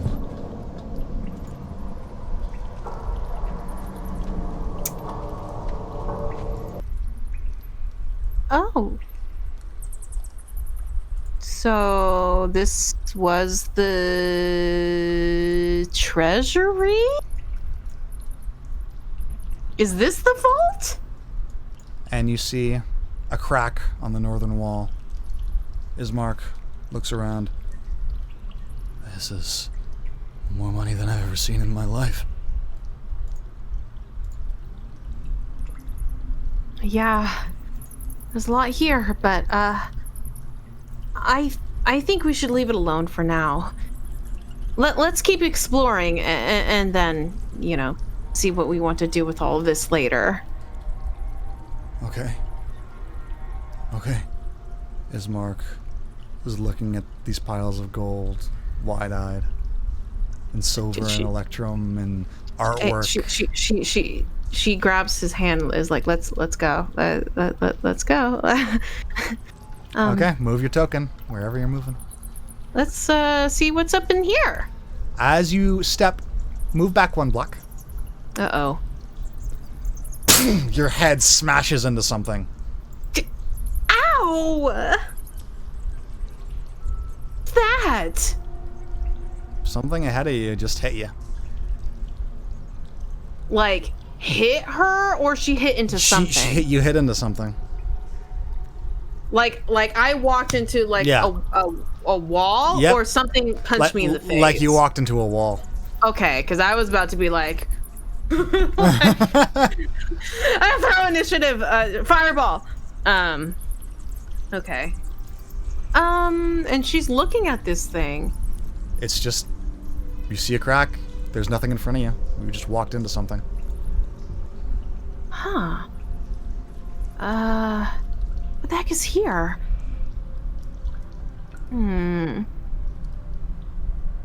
She's gonna pull out her sun sword and kind of wave it in front to see if it does anything. Nothing happens. I'm gonna stab it. You're gonna stab it, okay. You make an attack roll. Okay. Oh no, I'm scared. 24. That's a good one. Ooh, that's a good one. Technically, this would be a disadvantage. Actually, roll one more time. Why? Why is that necessary? It's still an 18, okay? Okay. And an 18 does hit. Go ahead and roll your damage. It already automatically rolled damage. 6 radiant. As you stab in front.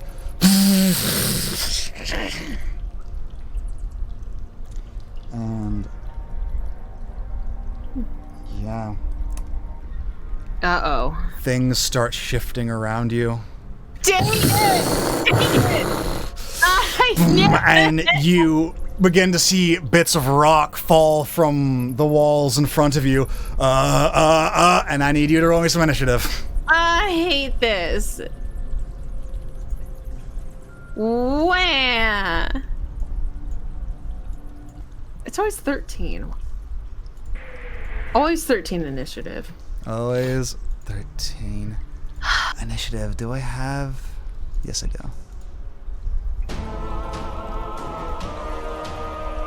Okay. Here we go again on my own. Okay. First up is Casimir. What's going on? What is this? We need to get out. Get out! Out! Yeah. Out is the plan. Okay. And he thinks for a minute. Okay. Yep. Out is the plan. I'm using my strongest thing right now. Taps both of you, and you can fly. And he flies. You can fly. You can fly. You can fly. 60 feet. And that's his turn.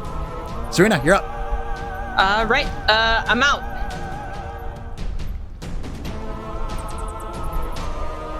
Okay. You got 60 feet. You got 60 feet of fly speed.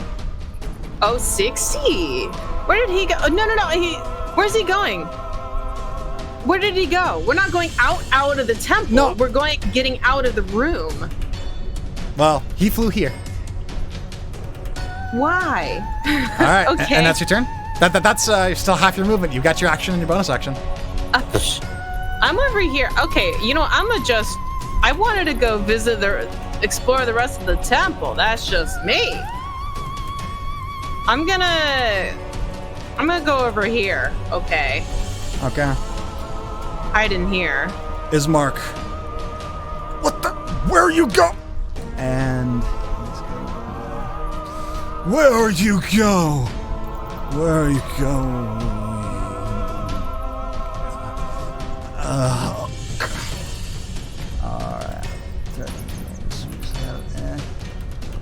Okay.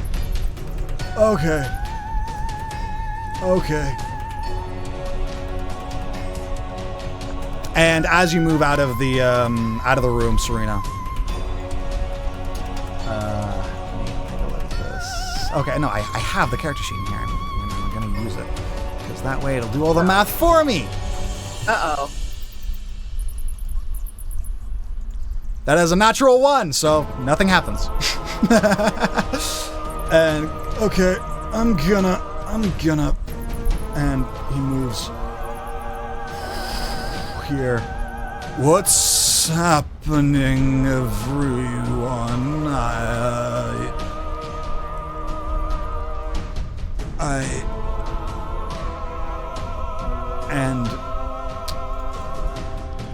Oh no, that was his action, and then Ismark didn't go there. Casimir's up. What's going on? What are we doing? And I'm trying to get over here. Okay. Get over there. No problem. And he flies right after you. What is going on? What are we doing? I just want to get out of that thing over there. I don't know what attacked us, but gosh. And I want to break down another door. You know what? Let's go down here. Let's break down this door. Okay. Go ahead and roll your attack.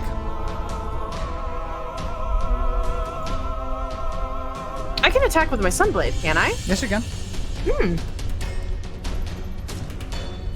There you go. 15. Okay. And the damage is 9 radiant.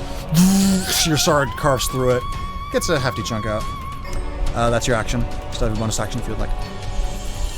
I'm gonna wait. I'm not gonna do anything. Okay. Next up is... Uh-oh. You hear the sound of thundering, gigantic footsteps. And debris shoots up from the ground. Pushes the doorway aside, but you don't see anything. And stops right in front of Ismark. Uh-oh. What is this thing? And Ismark, what the hell is happening? Is just kind of, I guess, ready himself for whatever the hell is happening. Casimir looks. Serena, something is happening. I don't know what it is. Cast a spell. All right. Fine. Let's stop this thing first, then. Because she sees that, you know, where's Ismark? Yeah. You know, so. Yeah. He grits his teeth and readies himself. And what are you doing? You're right here. All right. Still got your movement action. I'm gonna move there.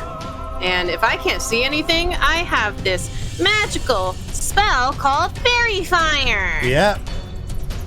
And let's go. All right, Ismark and the thing. You could. Where are you casting it? What are you trying to get? I'm gonna try to cast in this vicinity, wherever. So is it gonna hit Ismark? Is my question. It says each object in a 20-foot cube. Yeah. So it probably will hit. It probably will. Okay. Yeah. Okay, it probably will. All right. I mean, if I want to be like, no, it doesn't hit Ismark. I'm gonna cast it from this corner over here, so that it just gets this little box over here. If I wanted to be like, you can 500 do that. IQ. You know what? Fine. Okay. Let me just game the system, and I'll do it like this. Okay. Sure. You do that, so Ismark won't have to make the save. And that is a 13 to save for the creature. I don't think that saves. It shouldn't. What's your spell save DC? My spell save DC is 14. So that's a failure. Okay. An outline of a large creature. Or thing. Roughly 10 feet tall. And for a likeness of a hawk-headed humanoid stands wide, looking down at Ismark. But you can see him. That's good. And Casimir is going to cast the spell that he ready, which is Yo Firebolt. Which is an 18, which hits. It should be, Fairy Fire should have advantage too, so. Oh. Yeah. I mean, 18 already. Yeah, but he didn't crit, so he took. Okay, 13 points of fire damage. and slams against this thing. Alright, it is definitely a thing. And that was his action, and Ismark is gonna do the same and smack this thing that just illuminated in front of him. Plunges its spear. Alright. Seemed pretty hardy. And that was the ready to action. You still have your bonus action, if you'd like, Serena. I'm trying to think, if I give one to Ismark now, if battle ends, it doesn't go away. No. Does it? No. No. You have like a minute to use it, I think. It's either a minute or 10 minutes. I don't know. Point is, it doesn't go away after battle. Okay. I'm good for now. Okay, you're good. Yeah. Okay, next up is this creature. And let me read the description again, which means that this is going to freaking hurt. Okay. Let's see what happens. Oh! Oh, snap! 16. Owie. Ah! And Oh my gosh! No! Ismark is pummeled to the ground and is knocked unconscious. Ow. Ow. And that's that turn as the outline of this figure turns toward both of you. And Ismark is going to make a death save.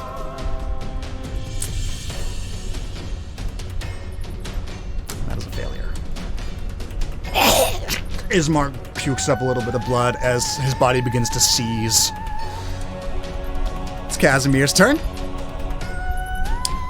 And he looks at Ismark, who just got completely crushed.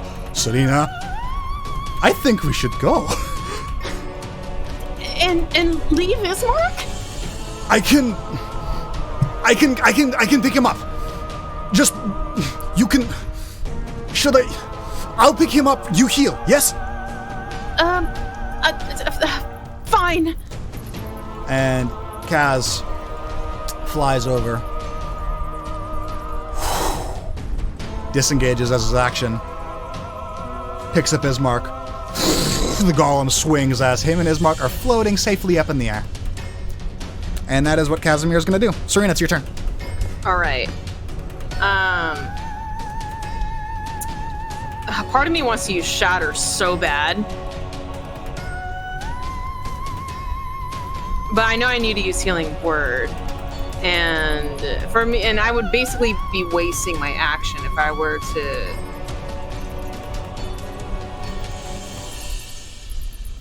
Okay, so if I use Healing Word, I can't really use another spell as an action. Correct. So...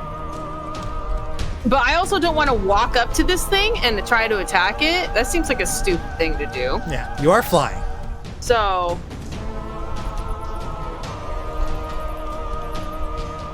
I am flying. You got 60 flight speed.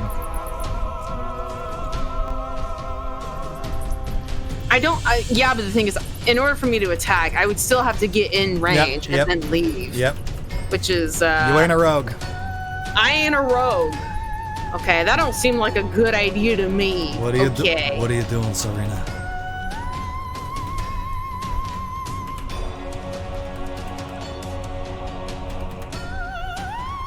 I can use Healing Word and then, like, Firebolt. No, there are two spells. No, you can use a cantrip. Okay, just not like a spell slot. You cannot use 2 spell slots above first level in a turn. Okay. Okay, then you know what? Fine. I'll just have to work with that then. I'll use Healing Word. Okay, go and heal up. Roll the heals. 4. Ugh, okay. 4 it is. Yeah. Ismark comes back to life as he hears your voice from across the room. I wouldn't get close to that thing. Right, and she's gonna use a Firebolt to attack. All right, go ahead and roll an attack with advantage. Oh, that's normal. With advantage. That's a nat 20! 14 plus 17 damage. Woo! So that's a natural, and so I rolled a natural 10 and a 4. And then at 17, I got an 8 and a 9. Oh, I rolled good. Yeah, that's some 31 points of damage. That is juicy. She's just like a laser beam. Yeah. Just boom. Yeah, drive by, fireball straight at its face. And Yeah, so she's gonna go fly over, I guess. yeah, you were If just that's possible. yeah, you're all just in the air. I'll say you're roughly like 20 feet in the air.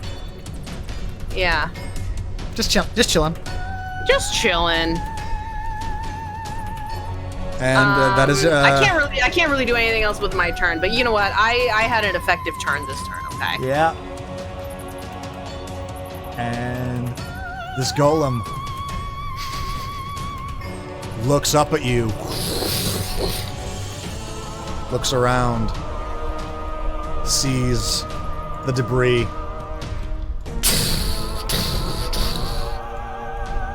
goes over, picks up a rock.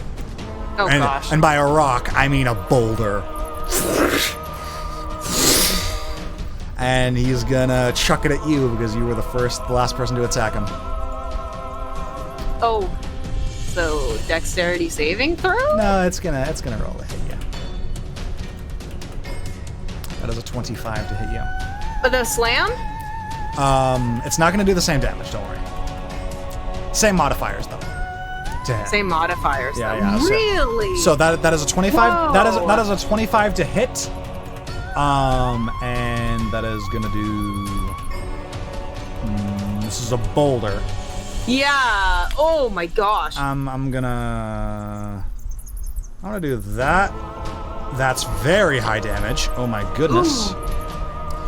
And plus 1, 2, 3, 4, 5, 6, 27 points of bludgeoning damage as this rock spirals and hits you dead center and grazes past you and shatters on the far wall as it's getting ready to pick up another rock. And that's its turn. Owie! Yeah, Ismark. Are we still running? Is that what's happening? We could easily outrun this thing. We may need to at this point. Ow! Whose turn is it? It's Ismark's. So I should keep moving out? I'm not getting up close to that thing again. Yeah, of course. Yeah. Get out. I think, oh gosh, we're running around circles right now. What the heck is this thing? It's a magical statue? Yep, it is an amber, large, animate statue. I wonder if I could dispel magic. Just turn it off. Like a light switch. Like a light switch. Yeah, I'm gonna tell Ismark to go back to the stairs on the left, like this side. Okay. Ismark. Alright. He flies up. High, going high. I'll say he is basically at the top of the stairway. Okay. Looking down. And just considering he's going to take cover on the balcony right there. Right. All right. And that is Ismark's turn. And as an action, he's just gonna he's gonna hide.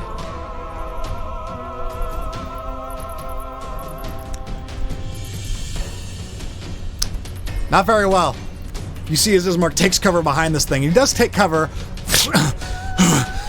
And he's panting loudly. It's Casimir's turn. Looks at you, Serena. What are you doing? What's going on?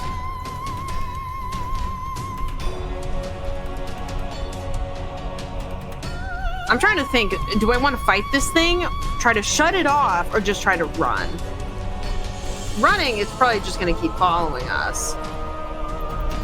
I also did, like, over 30 damage to it. How much health does this thing have? It's looking. It's looking pretty good. It looked like, you know, it was a pretty effective blow, but it looks like it's still got plenty left in it. Ah, dang it. Whose turn is it? Is it mine? It's Casimir's. It's Casimir's turn. And he is just so confused. Can you dispel it? Spell. Thanks for a second. Dispel. I can counter a spell. That's not the same spell. We have to hide from right now. Right, so... Okay, come on! And he grabs you, and he is going to use his action to fly alongside you 30 feet. Okay. Which is going to get you across the balcony, on the first floor, out of line of sight of this creature. Okay.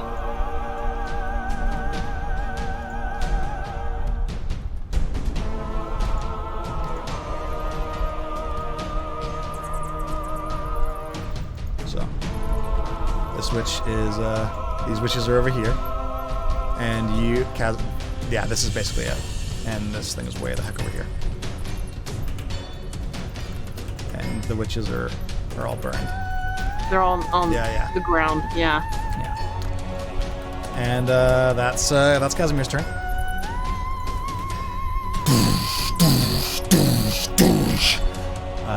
This thing is going to dash. Get to the second floor. And that's its turn. And Ismark, keep running.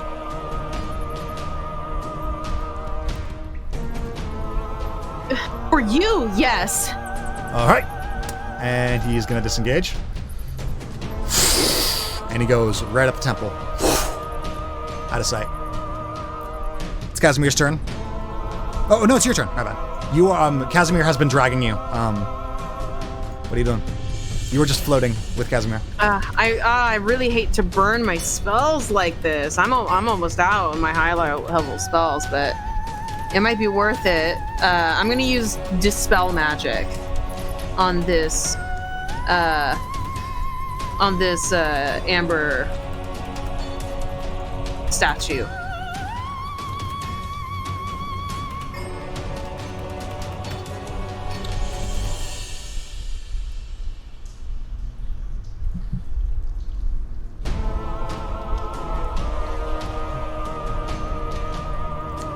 Interesting.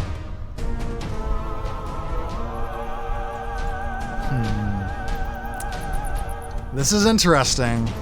Ooh, is it gonna be a waste? Oh no! Okay. Or, I mean, I guess it's being... Yeah, you cast the spell. And the thing continues to look at you intently.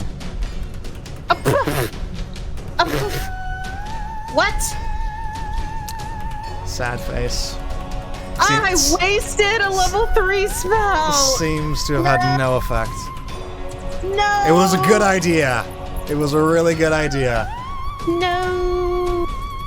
You still got your 60 feet of flying. That was your action. Fine. Let's get out of the building. See if this thing follows us. I doubt it.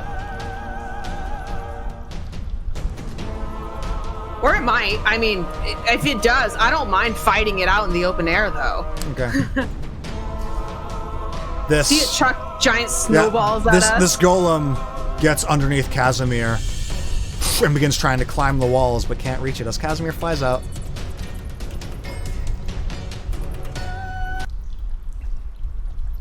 The sound of the cluster fades into nothingness, and you are back outside in the stormy weather.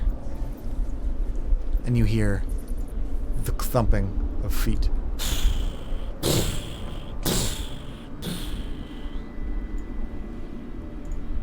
As the golem does not appear to follow you outside of the temple.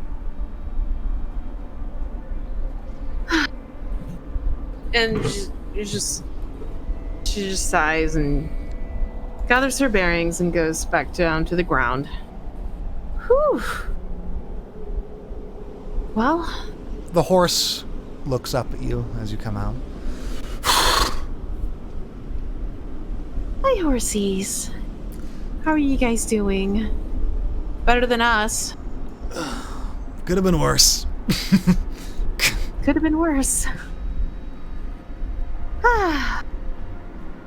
As the fly fades, and you land on soft snow.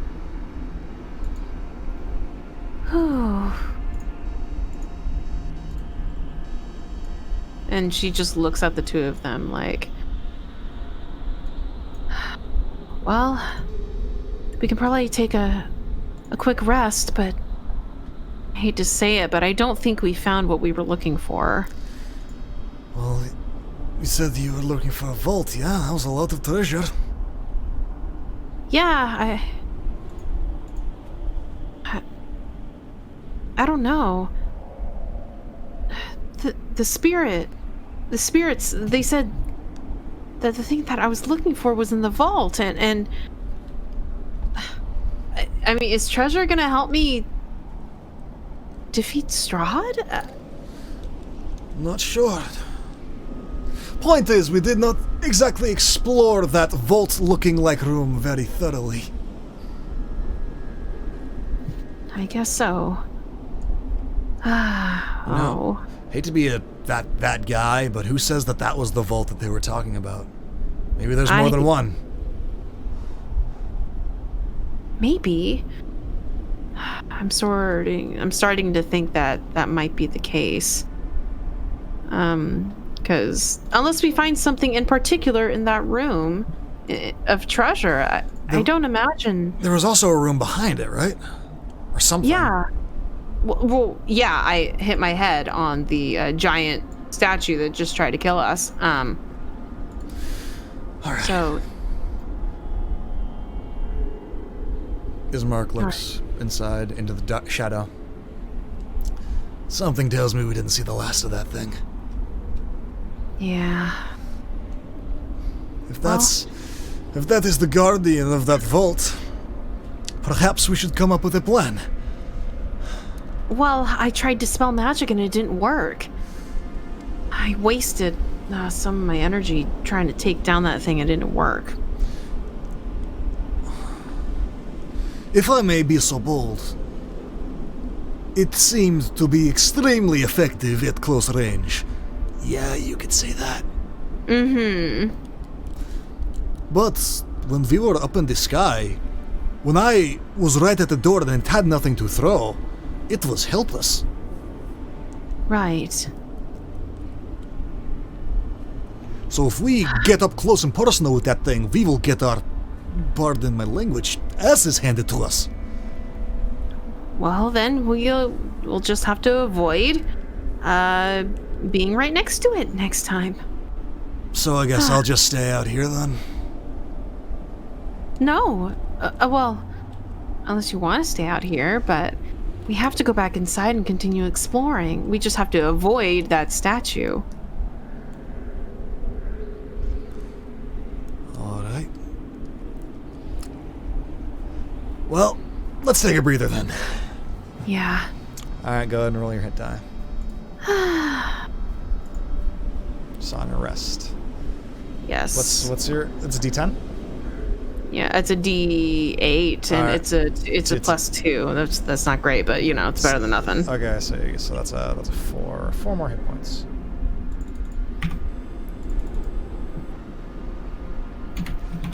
Okay. 17, 1, 2, 3, 4, 5, 6, 12, 1, 2, 3, 4, 16 hit points. 1, 2, 3. Ooh, some good rolls. Nice! Some good rolls. Tasty. And then I'm gonna roll a D10 as well for Paladin.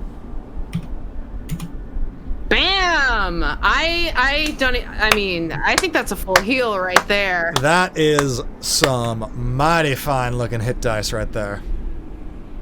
I mean, Ismark is still looking pretty rough though.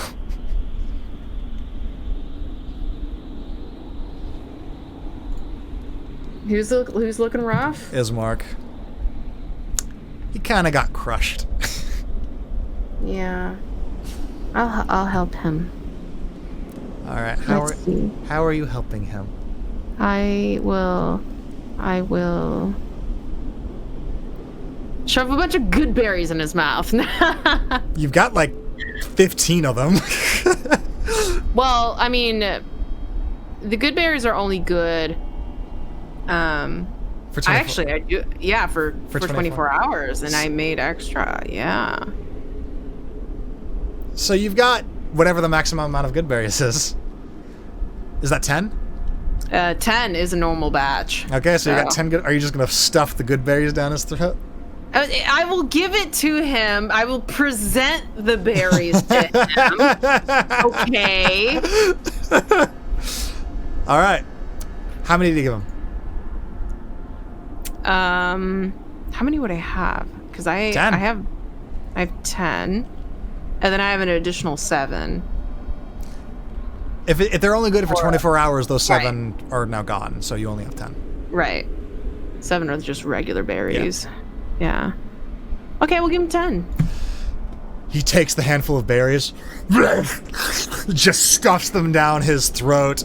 Juice squirts out, and all just covers his face as he just eats them all in one foul swoop. Ismark, don't be an animal. You say that as all of the wounds start to heal. His dislocated shoulder pops back into place. And all of his wounds just go and heal completely. Oh, that is the best feeling that I have ever experienced.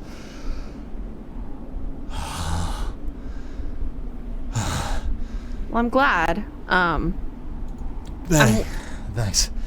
I'm more disturbed at your table manners than anything else. When you have like 15 broken bones and you have a way to make that pain go away immediately, you'll get it.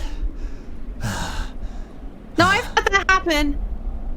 And I still maintain some never mind.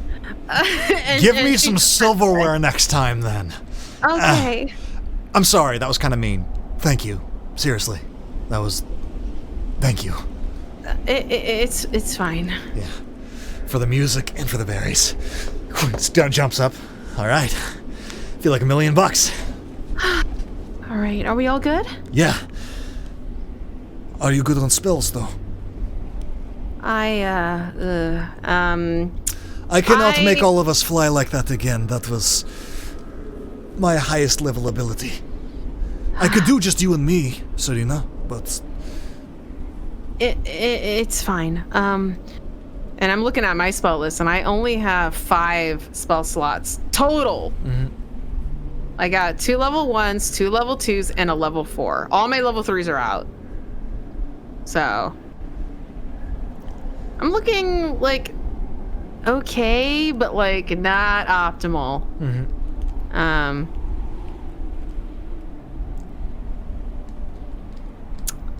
All right. You know what? I don't want to waste too much time. Let's go back in. All right, back in we go. I want to explore more. Because I want to finish the Amber Temple so I can go find Irina and then go visit the village and so you can be done with this temple. Yeah, so I can be done with this temple.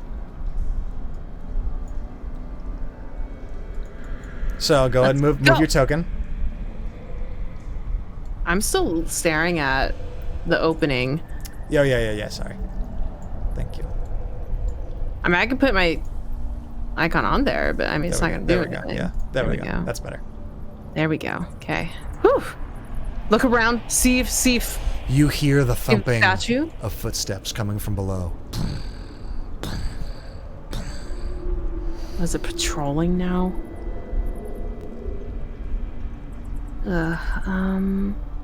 Well, I guess what we could do. Oh, I'm looking at this upper map, and we didn't go up here. Nope.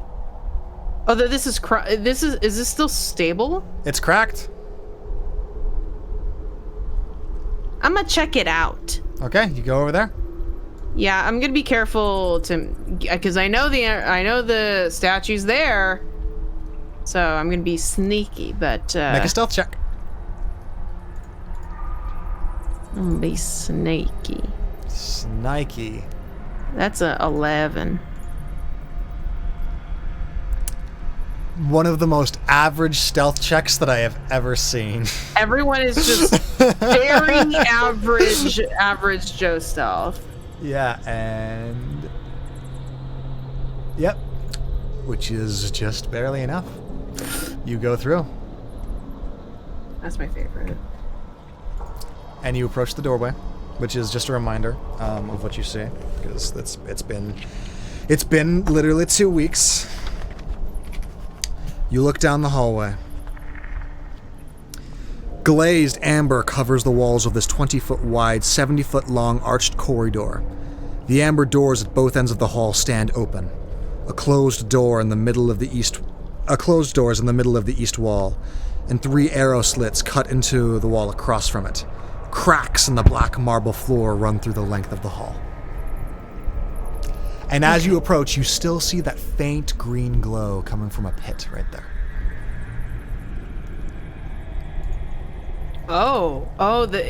Is this similar to the faint green of these skeleton-looking firehead things? It is identical. Aw, dang it. No, I don't want to deal with these things again.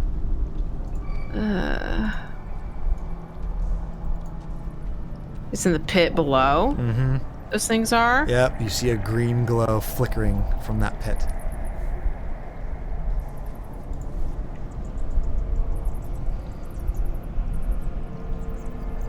You still hear the thundering footsteps of the golem beneath.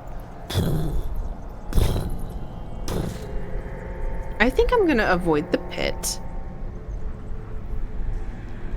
And,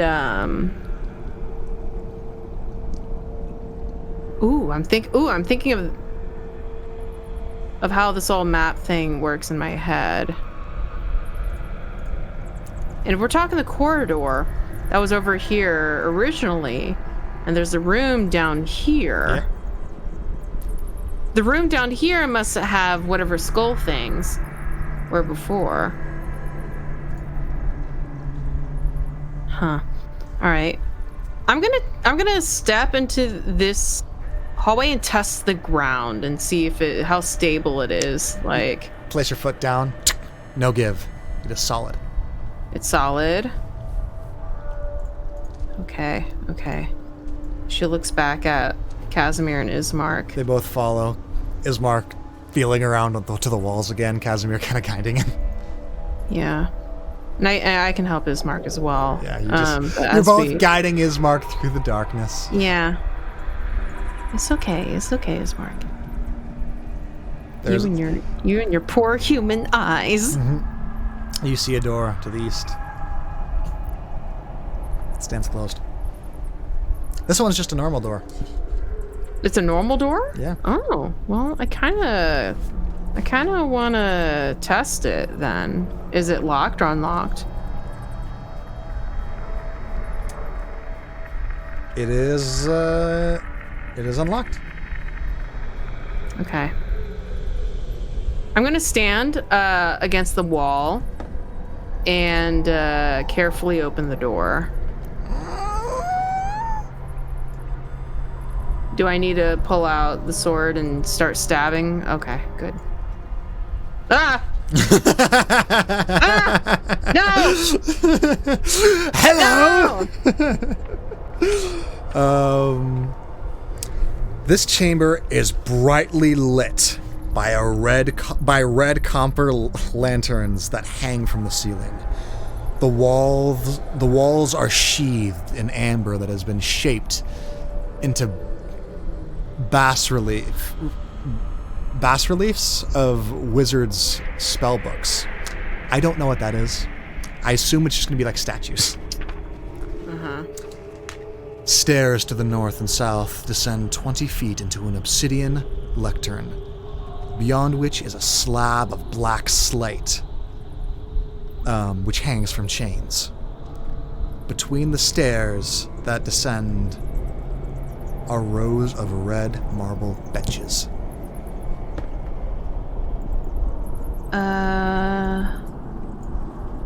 It looks like an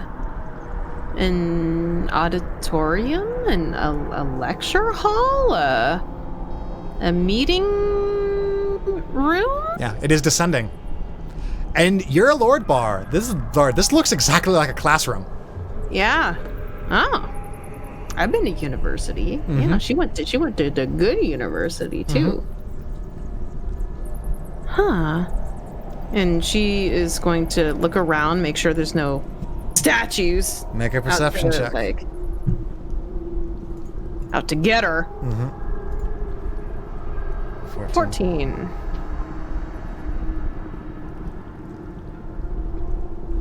DC 12. You see,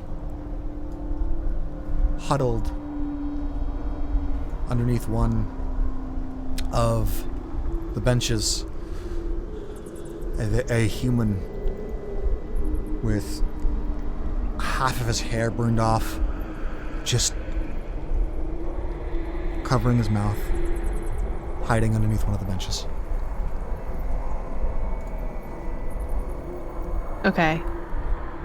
Serena's gonna pull out her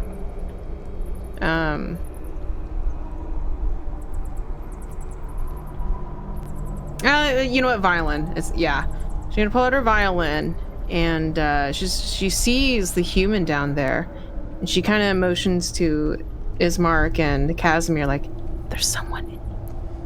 Is it the wizard? I think it's a different person. Is it the wizard? No. No. Okay, it's a different person. Okay. I think it's a different person. There's somebody hiding under one of the benches.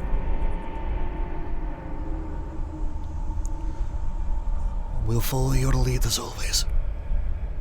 Okay. They don't look like a monster. I kind of want to try to talk to them.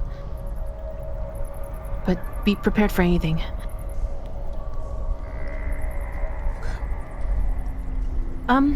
And she, announces, listen, I see you're under there, so come out. I just want to talk.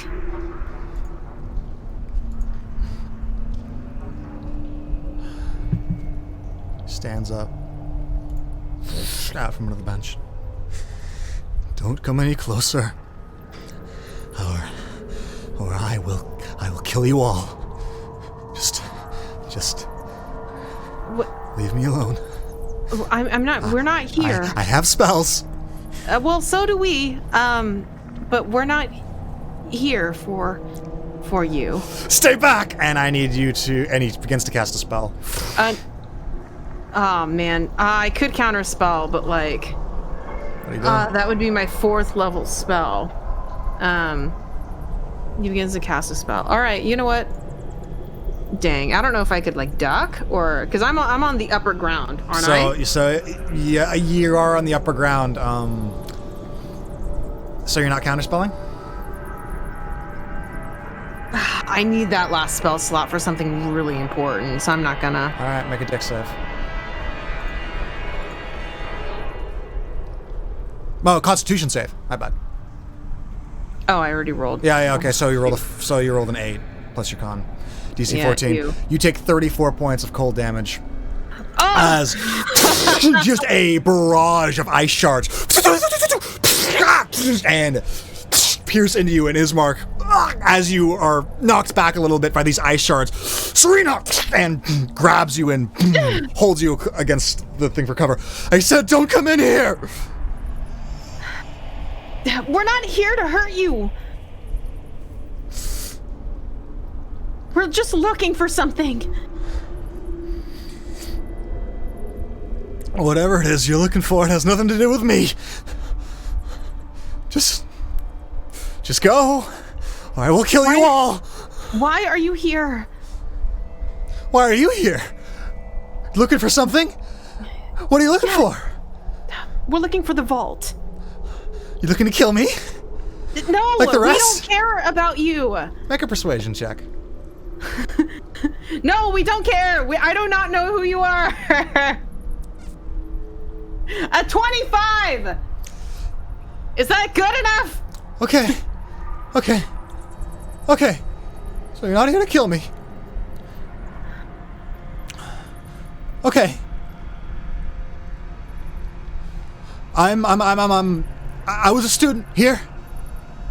I'm just... There's some flaming skulls that were... They were the people that used to be here, okay? They killed my master, and now I'm stuck here. And I don't want to die.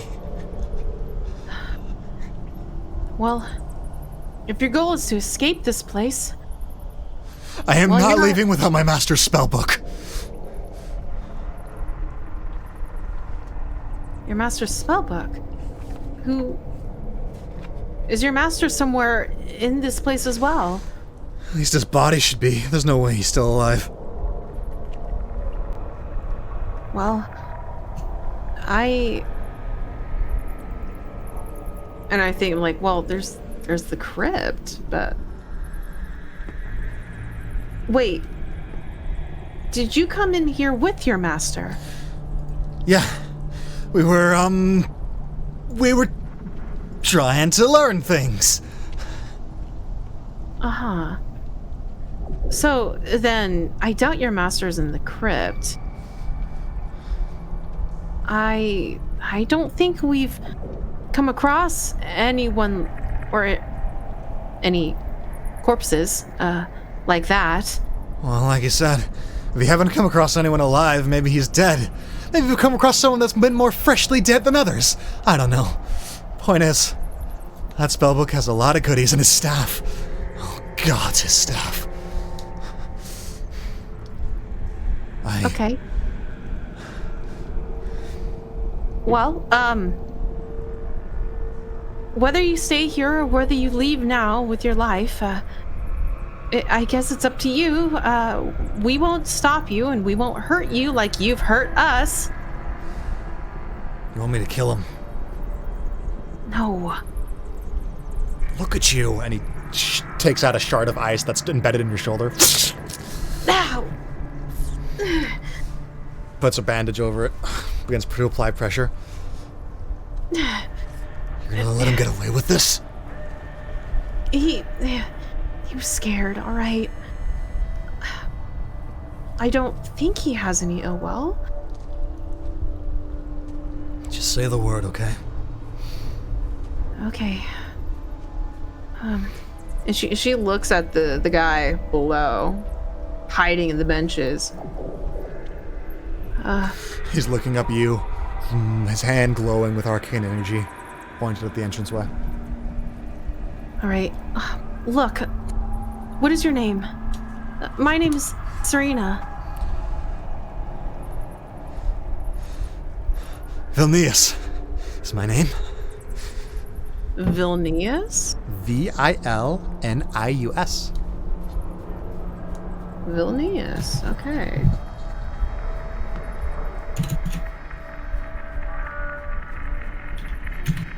Okay, Vilnius, what was your master's name?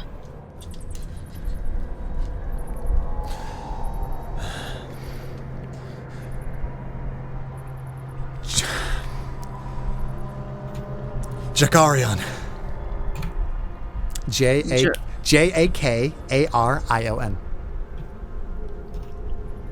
Jakarion, okay.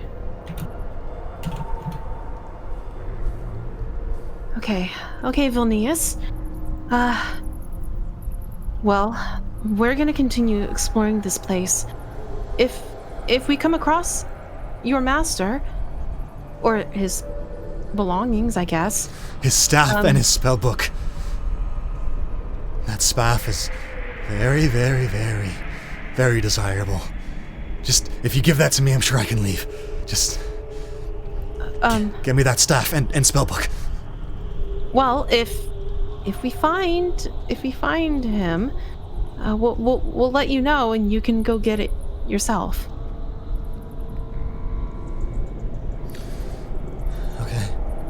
I'll be here. As you see a rat skitter across the bench. Oof. And he grabs it and he takes a big bite out of it.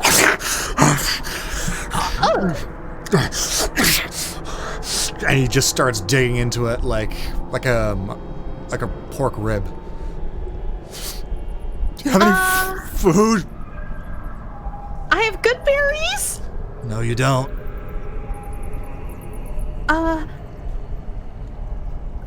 I guess I could make more. Oh, I do have rations, actually. I have actual rations. All right. Let's see. Looks up at you. Bits of gore from the rat that he just took a bite out of, dripping from his mouth.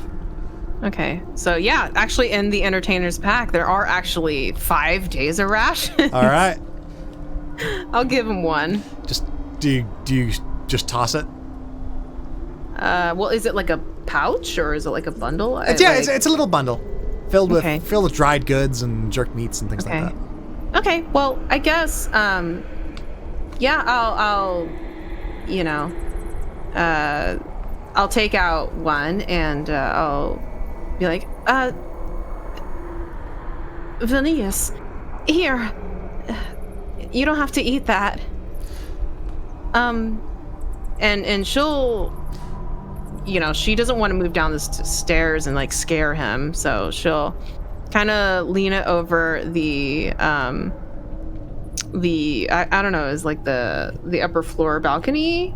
Yep. And she'll like just kind of drop it onto the bench below. If I'm not mistaken, he has the spell. Yes. The pouch is taken from your hand. You feel tension as a spectral hand goes out and grabs it, brings it back to him. And you thought Ismark was bad. No one has any decorum when it comes to eating in this place.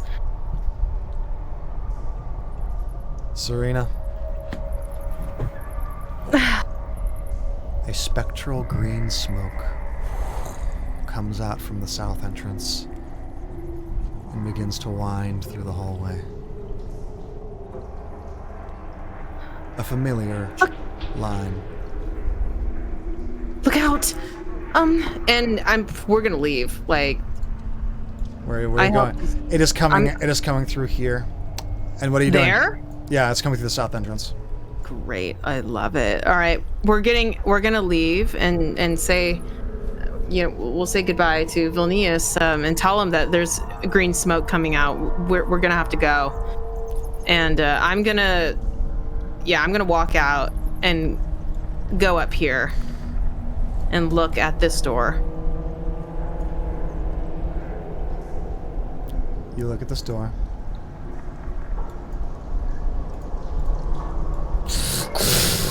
And a golem looks right back at you. You're kidding me. Ah, no! And you look, and you see the classroom, and the green smoke is growing ever closer. That familiar line of energy that left the statue, that zapped you. Gotta be like this, huh? It's gotta be like What this. are you doing? We got to deal with the green smoke. I ain't dealing with this golem right now. Okay. What are you doing? We already got it. We already got some amber statue looking thing on the bottom floor. We got a golem over here. We got like some spooky fog coming from this area. Let's take care of the fog, okay? Because that at least leads to our exit. What are you doing? Let's move over here, and I'm gonna prepare, you know, to shoot some A spell begins to take hold. firebolt or something. The familiar spell begins to take hold. This time, it is swirling around Casimir. And he's going to make a Constitution saving throw.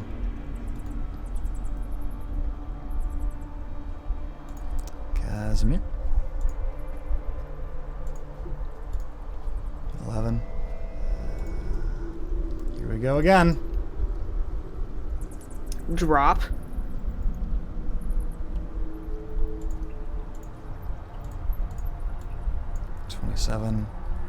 30. Plus 30. Ouch. She takes 60 points of necrotic damage. As Casimir, a spectral skeletal finger, taps him. Tink. And Casimir falls down. Of course he does. Dang it! Unconscious. This again? And you hear a animal-like hyena and footsteps.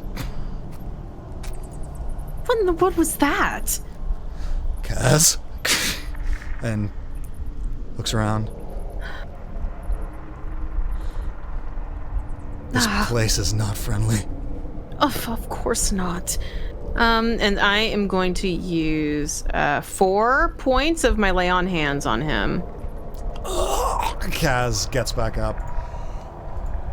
What the hell just happened? The same thing that happened to me.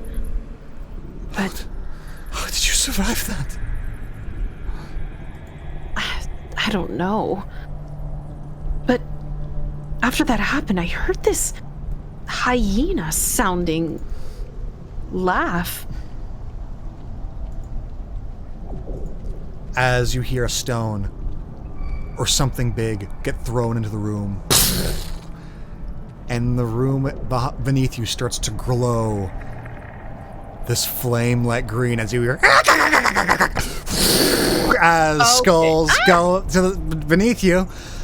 And that is where we are going to end tonight's session.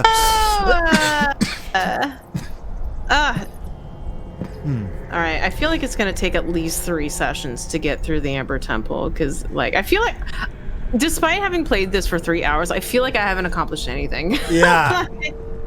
Welcome to Dungeons. We got 3 flame boys. Red, blue, green. You have gone through most of the dungeon now. Really? I feel like I feel like I've barely scratched the surface. Yes. And yeah, there are the skulls. And yeah. Oh, dungeons. Oh, dungeons. So, yeah. And this is why you gotta space out your dungeons. Because, you know, it's a style of play. And it's room by room by room by room. Combat encounter, trap, combat encounter, trap. Yeah. And that's dungeons for ya. Yeah, Lee Pascal says, I like that you keep leaving and then re-entering the temple. Tactical retreats for the win. Totally. Yes, okay. Okay, I'm not too proud to be like, nah, we can just push on through. Yep. All right, Yeah, nope. And this place is pretty mean. But, yeah. So, you got dead body to look for? Or some master to look for? Mm-hmm. Some skulls to kill. You killed Two like golem-looking things to take care of.